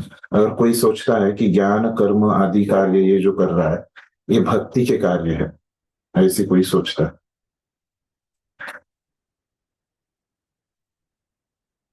ये भक्ति के कार्य है, ऐसे अगर सोचता है, ऐसी अगर उसकी मानसिकता है, तो क्या हो रहा है, उसकी भक्ति आवृत्त हो जा रही है, ऐसे वो बोलते हैं। एक पहला लक्षण बताते हैं, फिर और एक यहाँ पे वो बताते हैं कि ये कार्य अगर कोई करता है उसके पीछे उसका उद्देश्य है कि अगर मैं ज्ञान कर्म आदि कार्य नहीं करूंगा तो मुझे पाप लग जाएगा।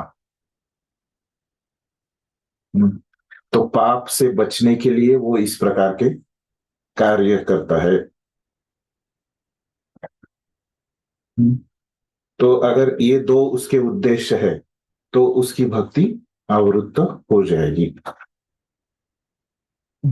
इस प्रकार से वो बताते हैं। समझ गया ये?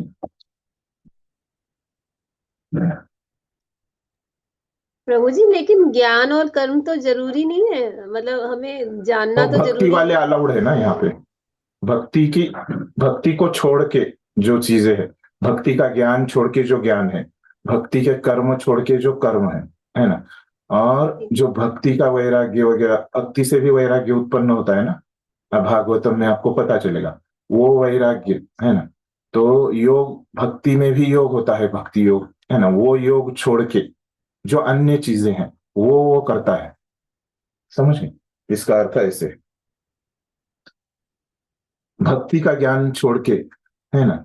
तो दूसरा भी हमने देखा कि वो ज्ञान भक्त ले सकता है, लेकिन कितना ले सकता है, थोड़ा ले सकता है, जितनी वो भक्ति कर रहा है उससे कम वो, ऐसे नहीं कि वो ब्राह्मण के बारे में पूछ नहीं सकता, वो पूछ सकता है, लेकिन थोड़ा पूछना चाहिए उससे, भक्ति उससे ज्यादा करनी चाहिए। जो वो थोड़ा पूछ रहा है उसके पीछे उसका उद्देश्य क्या है कि इससे ये भक्ति का कार्य है, मैं ब्राह्मण के बारे में जो पूछ रहा हूं है ना, ये भक्ति का कार्य नहीं है ना, लेकिन ऐसे उसमें मन में गलत भाव, तो क्या है, ऐसे गलत भाव है तो उसका ये शुद्ध भक्त वो नहीं है, हाँ, उससे उसकी भक्ति आवृत्त हो रही। अभी स्पष्ट है? जी प्रभु जी, जी। और किसी को कुछ प्रश्न है? अभी ये दोनों का यहाँ पे स्पष्टीकरण पूरा हो गया है। तो आप इसमें 1 मिनट, एक 2 मिनट इस पे आप मनन कीजिए, कुछ प्रश्न है क्या? देखिए हम 2 मिनट का ब्रेक लेते हैं।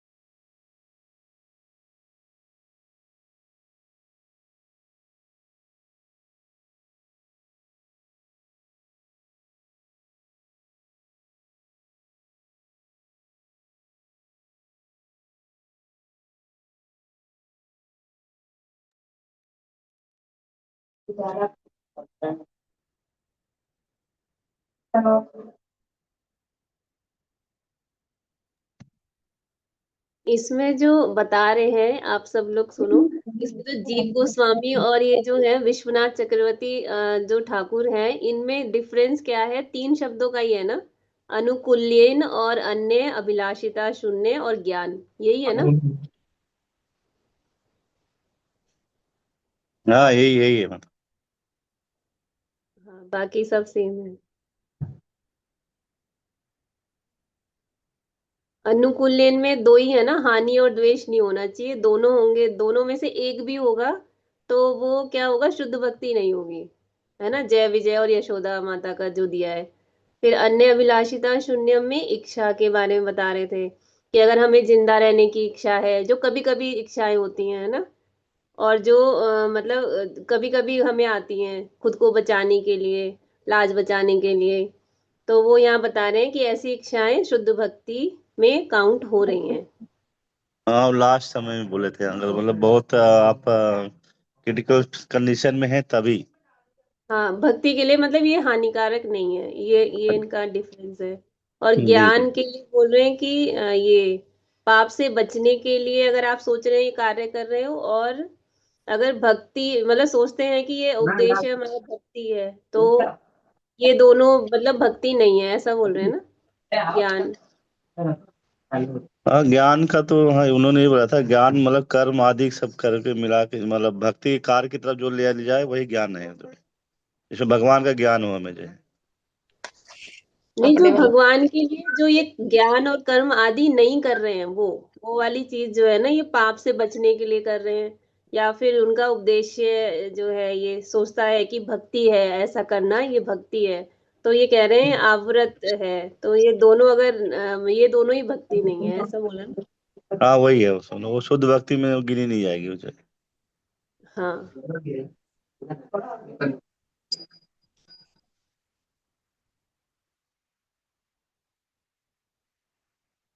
ऐसे तो सारे ज्ञान प्राप्त करने के उद्देश्य से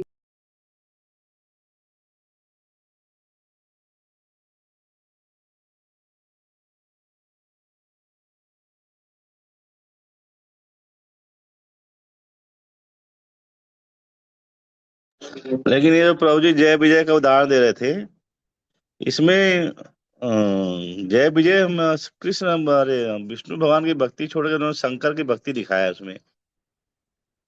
वो शंकर भगवान की पूजा करता था वो। नहीं, वो शंकर भगवान से तो वो खाली मतलब वो मांगते हैं ना, आशीर्वाद मांगने के लिए। नहीं आशीर्वाद नहीं, मतलब जीवन भर पूजा तो शंकर भगवान की ही किया उन्होंने। लेकिन याद तो भगवान को ही कर रहे थे हर टाइम, हैं? याद तो भगवान को ही कर रहे थे ना, चाहे शत्रु भाग में कर रहे थे, लेकिन याद तो भगवान को ही कर रहे थे ना। हाँ नहीं हाँ शत्रु भाव में विष्णु जी को याद करते थे, हाँ सही बात है। उनसे तो खाली वरदान के लिए कर रहे थे, बाकियों से वरदान के लिए, और उनको हर टाइम शत्रु भाव में याद कर रहे थे, तो भगवान इससे भी प्रसन्न हुए, ऐसे ही तो बता रहे थे प्रभु जी। हाँ प्रभु वो जी तो वही बताया था। हाँ प्रभु जी आ गए हैं तो हमको प्रभु जी को सुनना चाहिए। ठीक है। अभी प्रश्न कोई है तो पूछ लीजिए, जो भी आपका चर्चा। मैंने सुना नहीं चर्चा, क्या चल रहा था चर्चा? प्रभु जी ये एक बार ज्ञान कर्म आदि दोबारा बता देंगे, मेरा नेट चला गया था। ओके ओके, बताता हूँ। ज्ञान कर्म आदि ना बताऊँ, है ना? तो देखिए, सर बताना, जीव गोस्वामी का आपको समझ में आया ज्ञान कर्म आदि अनावृतम? किसने पूछा था ये प्रश्न, ज्ञान कर्म आदि अनावृतम? माता जी है क्या? हरे कृष्णा। यस प्रभु जी। आपने पूछा था? जी जी जी प्रभु। तो आपको ये जीव गोस्वामी का समझ में आया क्या, ज्ञान कर्म आदि अनावृतम? जी या जी जी प्रभु। उनका भी नहीं है? तो अभी जी किसका, विश्वनाथ चक्रवर्ती ठाकुर का? जी प्रभु जी। ठीक है, तो देखिए अभी आप बताइए कि जीव गोस्वामी ने ज्ञान शब्द का अर्थ क्या बताया? मुझे निराकार ब्रह्म बताया जो सिर्फ प्रकाश के बारे में बताता है, वैसा ज्ञान। वैसा ज्ञान है ना। और क्या बताया उसमें कि जो जिसमें भक्ति का ज्ञान नहीं है ना, तो भक्ति के ज्ञान को तो मान्यता है ना, ऐसे बताया उन्होंने। ये स्पष्ट है। फिर कर्म जी शब्द का जी। अर्थ क्या बताया उन्होंने? कर्म सबके जो नित्य कर्म है, स्मृति है, कर्तव्य है, ये सब हाँ, चीजें जो आती हैं ये नहीं करनी है। स्मृति है नहीं, स्मृति एक ग्रंथ है ना, वो कर्म नहीं है। स्मृति ग्रंथ में क्या बताया है? नित्य कर्म हमारे बताए हैं, है ना। ये जो जी हमारे कर्तव्य है वो वहां पे बताया है ना? तो वो भक्ति में नहीं आते, है ना। जी जी। कर्म मतलब क्या होता है? कार्य होता है ना। तो वो मतलब भक्ति को छोड़ के जो कार्य है उसको क्या बोले हैं? कर्म बोला है। ये समझ में आ गया आपको? अभी जी आदि, जी। हाँ, आदि मतलब क्या है कि भक्ति को छोड़ के जो वैराग्य रहता है, भक्ति का भी वैराग्य रहता है, भक्ति से ज्ञान और वैराग्य उत्पन्न होते हैं। वो ज्ञान और जी वैराग्य नहीं, है ना, ये दूसरा भक्ति को छोड़ के जो वैराग्य है, या योग, है ना, भक्ति को छोड़ के जो योग है, ये सांख्य भी एक तत्व ज्ञान रहता है ना, भक्ति को छोड़ के। तो ये सब आदि ऐसी चीजें जिसमें कुछ भक्ति की चीजें नहीं है, तो ऐसी चीजें, तो जीव गोस्वामी क्या बोलते हैं कि ये क्या होता है, हम किए तो कोई गलत नहीं उसमें, लेकिन ये कितनी करनी चाहिए? भक्ति से कम करनी चाहिए, है ना, ऐसे उन्होंने बताया। तो अभी यहाँ पे विशेष अभी विश्वनाथ चक्रवर्ती ठाकुर क्या बोल रहे हैं कि अगर अभी जो कम करना शुद्ध भक्ति में, वहां पे उसकी मान्यता है, वो अलाउड है। तो अभी ये जो कम ज्ञान, कम कर्म और कम आदि कर रहे हैं, जो भक्ति का नहीं है ना, ये ज्ञान कर्म और आदि ये भक्ति के नहीं है, तो ये कोई करता है, लेकिन उसके पीछे उसका उद्देश्य ऐसे है कि ये जो मैं कर रहा हूं, थोड़ा सा ज्ञान, थोड़ा सा कर्म, थोड़ा सा आदि, जो भक्ति का नहीं है, ये भक्ति का ही कार्य समझ के मैं कर रहा हूं। तो क्या हो जाएगा? मेरी भक्ति शुद्ध भक्ति को आवृत्त करेगी। ऐसे इसका एक पहला अर्थ है। ये अगर मेरा उद्देश्य रहेगा, है ना, मैं इस तरह से ये कार्य कर रहा हूं, ये ज्ञान कर्म आदि कार्य कर रहा हूं, लेकिन उसके पीछे मेरा उद्देश्य क्या है कि ये भक्ति का ही कार्य है, ये भक्ति ही है, ऐसे मैं समझ रहा हूं, ऐसे नहीं है, लेकिन फिर भी मैं गलत ऐसे समझ रहा हूं। तो इससे क्या हो जाएगा? ये जो भी मैं भक्ति कर रहा हूं, तो ये मेरी भक्ति शुद्ध भक्ति नहीं रहेगी, वो आवृत्त हो जाएगी। ठीक है। फिर और ये तो पहला उद्देश्य, और भी इसमें गलत उद्देश्य, मैं ये कार्य कर रहा हूँ ज्ञान कर्म, है ना, जो नित्य कर्म मेरे बताए गए हैं, कर्तव्य मेरे बताए गए हैं, है ना, वो मैं कर रहा हूं, लेकिन फिर मेरे पीछे उसका उद्देश्य क्या है कि मुझे पाप लग जाएगा। ऐसे मेरी भावना है, इसलिए मैं कर रहा हूं। तो ये ऐसे उन्होंने दो गलत भावनाएं उन्होंने दी। तो इससे हम समझ गए कि सही भावना क्या होती है। फिर ये ज्ञान कर्म आदि, है ना, ये तो थोड़ा किया तो उन्होंने पहले बताया कि चलेगा, फिर ये तो उन्होंने गलत भावनाएं बताई। तो सही भावना हम समझ सकते, ये उन्होंने बताया नहीं, ये मैं अपने मन से बता रहा हूं। सही भावना क्या है? फिर ये क्यों करने का? फिर क्योंकि ये करने से क्या हो जाएगी? भक्ति में मदद हो जाएगी। तो इस भावना से कर रहे हैं, ये भक्ति नहीं है ये जो हम कार्य करते हैं, लेकिन हम ये भक्ति में मदद करने वाले हैं। इस भावना से अगर हम कर रहे हैं तो ठीक है। ये जो हम करते हैं भक्ति को छोड़ के, उन्होंने तो दो गलत भावनाएं बताई। सही भावना मैंने जो वरिष्ठों से सुना है उसके आधार पे मैंने बताया, ये उनका नहीं है, आचार्यों का नहीं। ठीक है। अभी समझ गया क्या माता जी आपको? जी प्रभु जी। और किसी को कुछ प्रश्न है? हाँ, वीर नरसिंह सिंह को। प्रभु जी वैसे तो मतलब मुझे वो चीज थोड़ा समझ तो आ गया था, तो फिर भी एक हल्का सा है कुछ डाउट कि जैसे बोल रहे थे कि जैसे हमें जब नीड ऑफ पावर होता है तो अगर हम किसी किसी की भी आराधना करते हैं तो वो, या किसी से भी याचना करते हैं तो वो शुद्ध भक्ति में काउंट होता है, ऐसा था क्या? मतलब नीड अगर ऑफ आवर हमें मतलब वो किस तरह की आप समझ रहे हैं नीड ऑफ आवर? तो हाँ वो जी, कम हाँ से जी। कम, हाँ, वो होना चाहिए एक्चुअली वैसे नीड ऑफ आवर, है ना, कि तो वो वास्तव किसी में की होना भी अगर चाहिए। करे। अभी जो व्यक्ति है वो समझ के उसकी गलत भी समझ हो सकती है ना, वास्तव में अगर वो नीड ऑफ आवर है तो, है ना।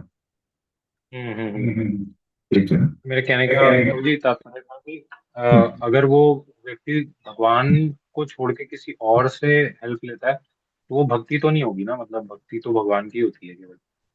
नहीं, और हेल्प लेने में उसमें कोई प्रॉब्लम नहीं। हमको क्या करना है कि भगवान ही हमारे अंतिम आश्रय है ना। फिर तो हम इस दुनिया में किसी से दोस्त वगैरह बनाते ही नहीं ना। समाज समाज में हम क्या करते हैं कि एक दूसरे की मदद ही करते हैं, है ना। दोस्त वगैरह इत्यादि चीजें हम बनाते ही नहीं। तो भगवान से भक्त लोग शुद्ध भक्त भी बनाते हैं, है ना। दोस्त वगैरह वो एक दूसरे को मदद ही करते हैं वहां पे, है ना? तो भगवान मतलब वो बताते हैं कि भगवान ही हमको मदद कर रहे हैं इस व्यक्ति के माध्यम से, है ना। तो ऐसे रहता है कि हमेशा उनका भाव यही रहता है कि भक्ति जो है, सेवा जो है, वो भगवान को छोड़ के नहीं करते। लेकिन वहां पे व्यावहारिक प्रैक्टिकली व्यावहारिकता से तो हमको मदद लेनी पड़ेगी ना दूसरे लोगों से, बराबर है ना। नहीं, भगवान तो जी खुद मतलब वो हाँ, हम प्रयास तो हमको कुछ करना पड़ेगा, प्रयत्न हमको कुछ करने पड़ेंगे। जी जी मतलब उसी तरीके से जैसे मतलब हम्म, जो आप बता रहे थे कि जैसे दे नैतिक नैमित्तिक कर्म है वो भी जरूरी है करने, क्योंकि अगर हम नहाएंगे नहीं तो हम कैसे भगवान की सेवा कर पाएंगे। तो लेकिन वो बेसिकली भक्ति वो नहीं है। वो भाव हमारा क्या होना चाहिए कि ये भक्ति में मदद करने वाला है, ये सही भाव। अच्छा, ओके ओके। ऐसे जो अन्य कार्य है वो क्या है, भक्ति नहीं है, लेकिन भक्ति में मदद करने वाले। इस भाव से करेंगे तो कोई समस्या नहीं है ना। ऐसे नहीं समझना है कि अन्य मैंने कर्तव्य कर लिए कि तो मेरी भक्ति हो गई, ऐसे नहीं। और वो प्रभु जी आपने बताया था कि जो एक्चुअल में क्या भक्ति है वो बाद में आएगा, राइट, मतलब वो चीज। हाँ, एक्चुअल में क्या है वो, अभी ये तो हम भक्ति के बारे में सुन रहे, लेकिन ये भक्ति कैसे करना है ना, ये विषय वो धीरे धीरे बताएंगे। अभी तो उन्होंने भक्ति की व्याख्या की है ना, फिर और अभी विस्तार से वो आएंगे उस विषय में। तो अभी तो प्रवेश हो रहा है। ये पहली चीज है जो आपको यहाँ पे भक्ति की पहले ही श्लोक में उन्होंने, मतलब जब भक्ति के बारे में बोलना शुरू किया तो पहले ही उन्होंने भक्ति की व्याख्या की है ना। और पूरा समझेंगे तो आपको पूरा समझ में आ जाए। राग मंजरी में प्रभु जी आपका हो गया। जी जी प्रभु जी। राग मंजरी माता जी आपका कुछ। हरे कृष्ण प्रभु जी, दंडवत प्रणाम। प्रभु जी आपने गलत भावना के दो बताए थे। एक पॉइंट बताया था पाप लग जाएगा, और दूसरा गलत भावना का क्या बताया था, ज्ञान कर्म आदि की गलत भावना का। तो वो ज्ञान कर्म आदि कर्म करता है और वो समझता है कि मैंने भक्ति किया, ये भक्ति के ही कार्य है, ऐसे वो समझता है। ये भी गलत है। लेकिन वास्तव में क्या है कि ये भक्ति में मदद करता है, ये सही। भक्ति तो अलग है, इनसे अलग है। स्पष्ट है। ठीक है। और किसी का कुछ प्रश्न। प्रभु जी एक ना रेफरेंस है जिसमें कि अभी मतलब हमारे बात भी हो रही थी कि हम अगर और देवी देवताओं की अगर पूजा करते हैं तो वो भक्ति है या भक्ति में होगा। तो यहाँ पे ना भगवत गीता में अध्याय 7 का जो 29वां श्लोक है उसमें प्रभुपाद जी तात्पर्य में बता रहे हैं कि किंतु देवताओं के उपासक कभी भी भगवत धाम नहीं पहुंचते। उन्होंने ये मेंशन किया है कि जो भी मतलब कर सकते हैं उनको मैं ही प्रोत्साहित करता हूँ, ये पहले बताया। लेकिन यहाँ नहीं नहीं, ये प्रभुपाद यहाँ पे प्रभु जी जो पूछ रहे थे, मैंने बताया कि ये उपासना की बात नहीं हो रही है, मदद लेने की बात हो। तो मदद लिया तो वो शुद्ध भक्ति में है। उपासना उनका किया, हमने देखा था किसका उपासना करना चाहिए, किसके लिए। उपासना मतलब क्या होता है, सेवा, है ना। सेवा या शुद्ध भक्ति का जो व्याख्या है, और क्या होता है, किसी का ध्यान करना, ये उसकी उपासना है ना। किसी के बारे में पूजा करना, किसी की, ये उपासना है। तो वो तो शुद्ध भक्ति में हमको बताया कि किसकी उपासना करनी है ना, कृष्ण की ही करनी है। कृष्ण के 3 अर्थ बताए, उसमें देवी देवता आए क्या नहीं आए, मतलब कृष्ण की छोड़ के आप उपासना कर रहे हैं, उपासना में अलग है और मदद में अर्थ अलग है ना। तो प्रभु जी का जो प्रश्न था कि अगर हम मदद मांगेंगे तो चलेगा क्या, है ना, तो चलेगा, मदद मांगेंगे तो चलेगा, लेकिन उनकी ही उपासना कर रहे, उनका ही ध्यान कर रहे, हाँ, और उनकी ही सेवा कर रहे तो नहीं चलेगा। स्पष्ट हो गया?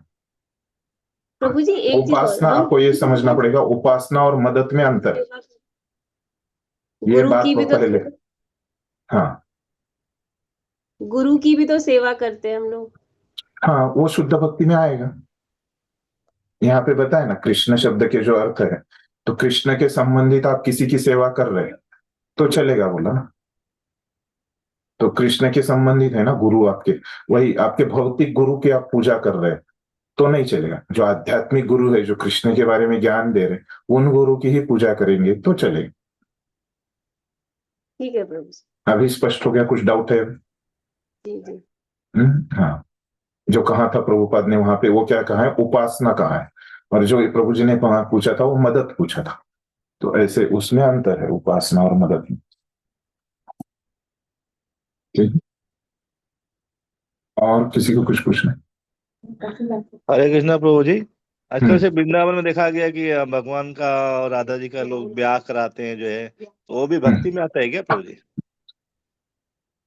हाँ, अभी वो उत्सव मना रहे हैं। हाँ, ब्याहला क्या कुछ बोलते हैं, ब्याहला जाए उत्सव तो मनाते जी। जी जी, वो तो अभी ये भक्ति तो सामान्य भक्ति है। यहाँ पे हमने ये सामान्य भक्ति, शुद्ध भक्ति का हमने देखा, तो उसमें जी से अभी वो इस प्रकार का कार्य कर रहे हैं, तो हमने देखा कि वो कार्य से हम लोग नहीं समझ पाएंगे, है ना। तो अगर वो भक्ति है या नहीं है, तो आपको उनका भाव भी पता होना चाहिए, है ना। तो आप पूरा बता सकते हैं कि वो शुद्ध भक्ति है या नहीं, है ना। क्योंकि अभी शुद्ध भक्ति जो अभी हमने यहाँ पे हम चर्चा कर रहे हैं, हमने देखा कि उसमें दो चीजें होती है, एक बाहर से कार्य होता है और उनका भाव भी जी होता है, बराबर है ना। जी जी। तो हमारे आचार्यों ने इस प्रकार का कार्य भी नहीं किया है, तो उसके भाव के बारे में अपने संप्रदाय में, इस ब्रह्म गौड़ीय संप्रदाय में उतना उसके बारे में उल्लेख नहीं है ना। जी होगा जी ग्रंथ में, होगा तो मैंने तो पढ़ा नहीं है, लेकिन ये भक्ति रसामृत सिंधु में तो उसका उल्लेख नहीं है ना। भक्ति रसामृत सिंधु में जो बताया अपने आचार्यों ने, है ना, तो उसके हिसाब से तो अपने आचार्यों ने उसके बारे में नहीं बताया कुछ। लेकिन अगर वो जो लोग कर रहे हैं, उनके आचार्यों ने वैसे बताया, उनका भाव क्या है उसके ऊपर वो निर्भर करता है ना। अभी हम इतने बस बाहर से उनका कार्य देख के नहीं बता सकते, है ना। तो ये तो अभी हमको समझ गया ना, जो भी हमने अभी भक्ति की व्याख्या देखी है उसके आधार पर, है ना। वैसे बाहर से हम नहीं वो निष्कर्ष पे नहीं आ सकते। ठीक है ना प्रभु जी? किसने पूछा था प्रश्न? ठीक है। हाँ, मैं हरे कृष्णा प्रभु जी, मैंने पूछा था। स्पष्ट है ना?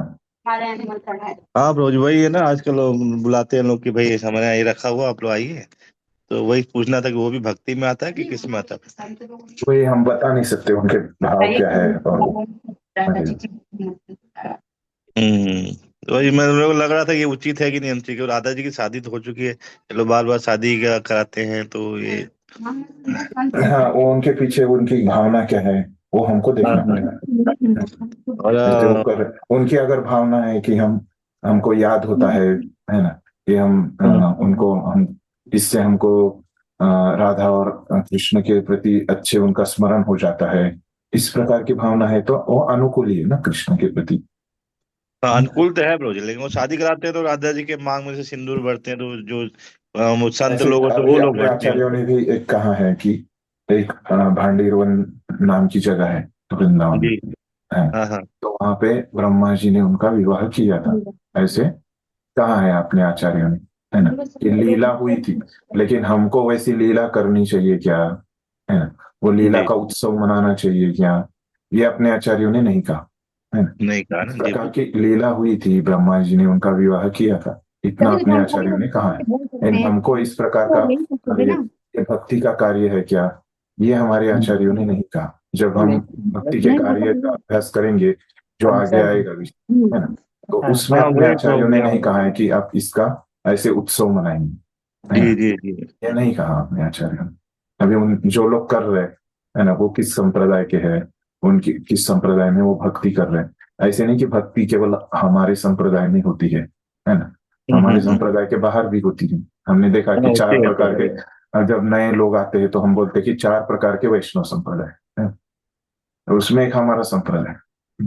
तो अभी अन्य हमारे संप्रदाय में भी क्या है, अलग अलग उसमें शाखाएं हैं, है ना। कि हम देखते हैं कि हमारा संप्रदाय है ब्रह्म मध्व गौड़ीय संप्रदाय। अभी जी जी। मध्व मतलब मध्वाचार्य, है ना, जो उड़पी में थे, है ना। तो हाँ उन, माधवाचार्य के। हाँ हमारे आचार्य। अभी मध्वाचार्य को मान के अगर उसके अलग शाखाचार्य, है ना। तो हम्म। हमारे संप्रदाय में ही बहुत सारे संप्रदाय है ना।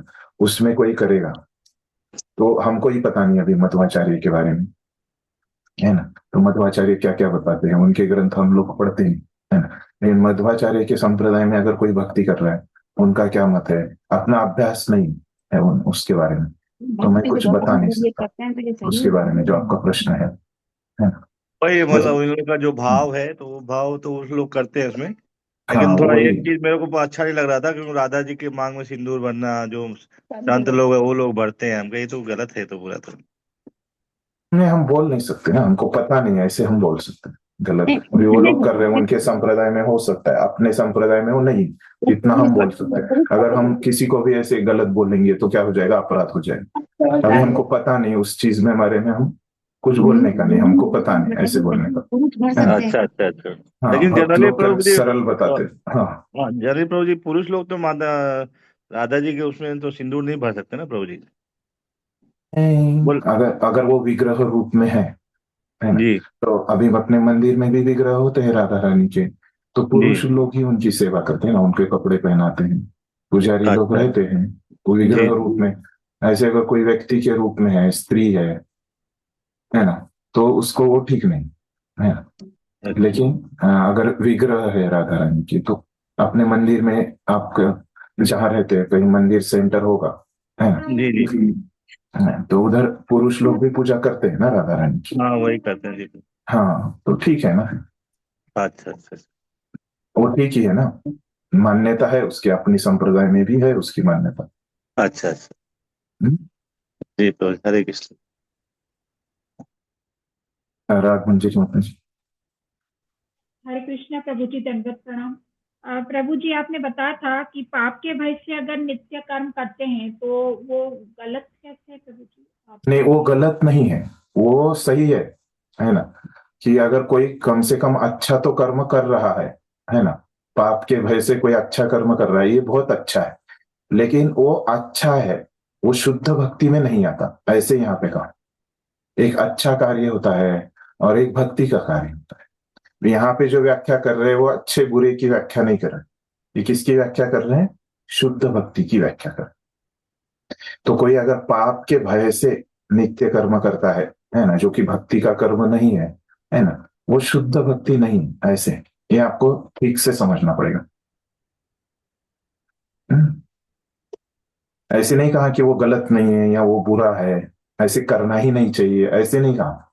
वो शुद्ध भक्ति में नहीं आता, आप करो ऐसे, है ना। लेकिन वो शुद्ध भक्ति नहीं है, वो शुद्ध भक्ति में नहीं आएगा, ये बताया। तो प्रभु जी, नित्य कर्म इसलिए करना चाहिए ताकि वो भक्ति में सहायक हो। ये सही भाव, ये भक्ति में मदद करे। जी। स्पष्ट हो गया या कुछ और भी कंफ्यूजन है? समझ में आ गया प्रभु जी। हम्म। और क्या है, किसी का कुछ प्रश्न है? ठीक है, और 5 मिनट बचे हैं उसमें, आगे का देख लेते हैं। किसी का प्रश्न नहीं है? हाँ तो हमने ये सब देखा है, तो दोनों का व्याख्यान में पूरा देख लिया है, तो अभी हमको प्रभुपाद जी का देखना है। वो दिखाता हूँ प्रभुपाद जी का यहाँ पे।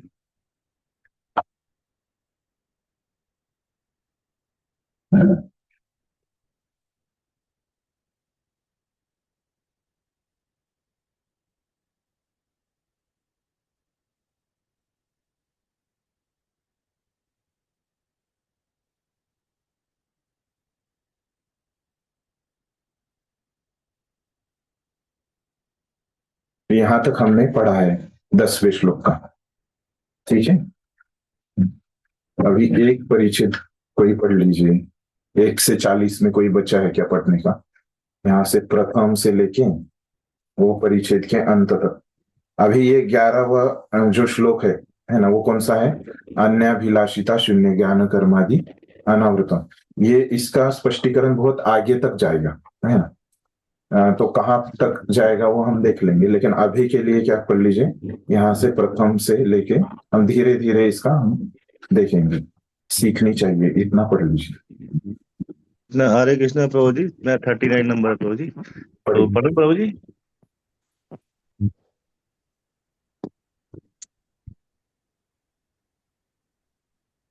प्रथम कोटि की भक्ति कृष्ण भावनामृत में पूरी तरह से लगे रहकर भगवान की अनुकूल सेवा करने की प्रवृत्ति है। भाव यह है कि यदि कोई कृष्ण भावनामृत में रहते हुए भी अनुकूल सेवा में प्रवृत्त न हो सके तो उसे शुद्ध भक्ति नहीं माना जा सकता है। शुद्ध भक्ति को सभी प्रकार के भौतिक लाभों या इंद्रिय तृप्ति की आकांक्षाओं से मुक्त रहना चाहिए, क्योंकि ये आकांक्षाएं सकाम कर्म तथा दार्शनिक चिंतन द्वारा अनुशीलन होती हैं। सामान्यतः लोग विभिन्न कार्यों में इसलिए लगे रहते हैं कि उन्हें भौतिक लाभ हो, और दार्शनिक जन वाग्जाल तथा चिंतन के द्वारा दिव्य अनुभूति प्राप्त करने में लगे रहते हैं। शुद्ध भक्ति ऐसे सकाम कर्मों तथा दार्शनिक चिंतनों से सर्वथा मुक्त रहनी चाहिए। मनुष्य को रागानुगा भक्ति द्वारा किसी आचार्य से कृष्ण भावनामृत या शुद्ध भक्ति सीखनी चाहिए। धन्यवाद। तो अभी प्रभुपाद क्या बोल रहे हैं यहाँ पे कि प्रथम कोटि की भक्ति, है ना, तो ये शुद्ध भक्ति को प्रभुपाद ने और एक नाम दिया है ना? तो रूप गोस्वामी ने क्या नाम दिया इसको? उत्तम भक्ति, ऐसे नाम दिया। तो हमने देखा कि ये उत्तम भक्ति मतलब क्या है? शुद्ध भक्ति, ऐसे हमने देखा। लेकिन अभी प्रभुपाद उसको और एक नाम दे रहे हैं कि प्रथम कोटि की भक्ति, क्योंकि सबसे अच्छी होती है ना शुद्ध भक्ति, तो इसीलिए प्रभुपाद प्रथम कोटि मतलब वो पहले दर्जे की भक्ति है, ऐसे बोले। तो भक्ति कृष्ण भावनामृत में पूरी तरह से, है ना, यहाँ पे व्यक्ति पूरी तरह से लग जाता है, किसमें? कृष्ण की प्रसन्नता में, है ना। और हमने देखा वही आचार्यों ने जो बोला वही बोल रहे, लगे रहकर भगवान की अनुकूल सेवा करने की प्रवृत्ति, है ना। तो भगवान के अनुकूल है ना, प्रतिकूल नहीं है। जो भगवान को अच्छा लगता है, भगवान को रस देने के लिए, उनको प्रसन्न करने के लिए वो प्रवृत्ति है, भाव यही है। फिर आगे बोल रहे, भाव यह है कि यदि कोई कृष्ण भावना में रहते हुए भी अनुकूल सेवा में प्रवृत्त न हो सके, मतलब वो बाहर से वो व्यक्ति उस प्रकार के कार्य कर रहा है, लेकिन उसका भाव क्या है कि अनुकूल नहीं है कृष्ण को। उसको क्या है कि उसको कुछ शक्ति चाहिए, कुछ वरदान चाहिए, खुद के लिए ही चाहिए, है ना। तो वो कृष्ण के अनुकूल नहीं है उसका भाव, तो क्या हो जाएगा? वो खुद को, उसको पैसा चाहिए, नाम चाहिए, प्रतिष्ठा चाहिए, है ना। तो वो शुद्ध भक्ति में नहीं आएगा। तो वो बोल रहे, वो बात यहाँ पे प्रभुपाद ने बताया शुद्ध भक्ति में क्या क्या आएगा, वो बोल रहे। शुद्ध भक्ति को सभी प्रकार के भौतिक लाभों या इंद्रिय तृप्ति की आकांक्षाओं से मुक्त रहना चाहिए, तो हमने भी देखा, है ना। तो शुद्ध भक्ति की वही बात प्रभुपाद यहाँ पे बता रहे अभी उनकी भाषा में।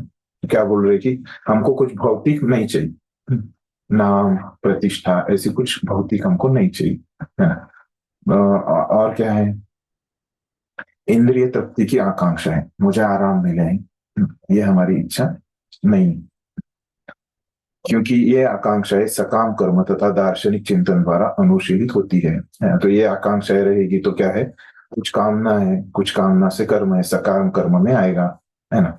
और दार्शनिक चिंतन मतलब क्या है कि ये ज्ञानी लोग करते हैं दार्शनिक चिंतन, और ये सकाम कर्म आकांक्षा है, ये कौन करता है? कर्मी लोग।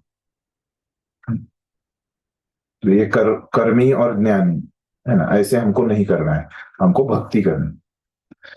तो कर्मी लोग इंद्रिय तृप्ति की आकांक्षाएं उनमें रहती है, और ज्ञानी लोगों में दार्शनिक चिंतन करना है, लेकिन वो नहीं है, वो हमको नहीं करना।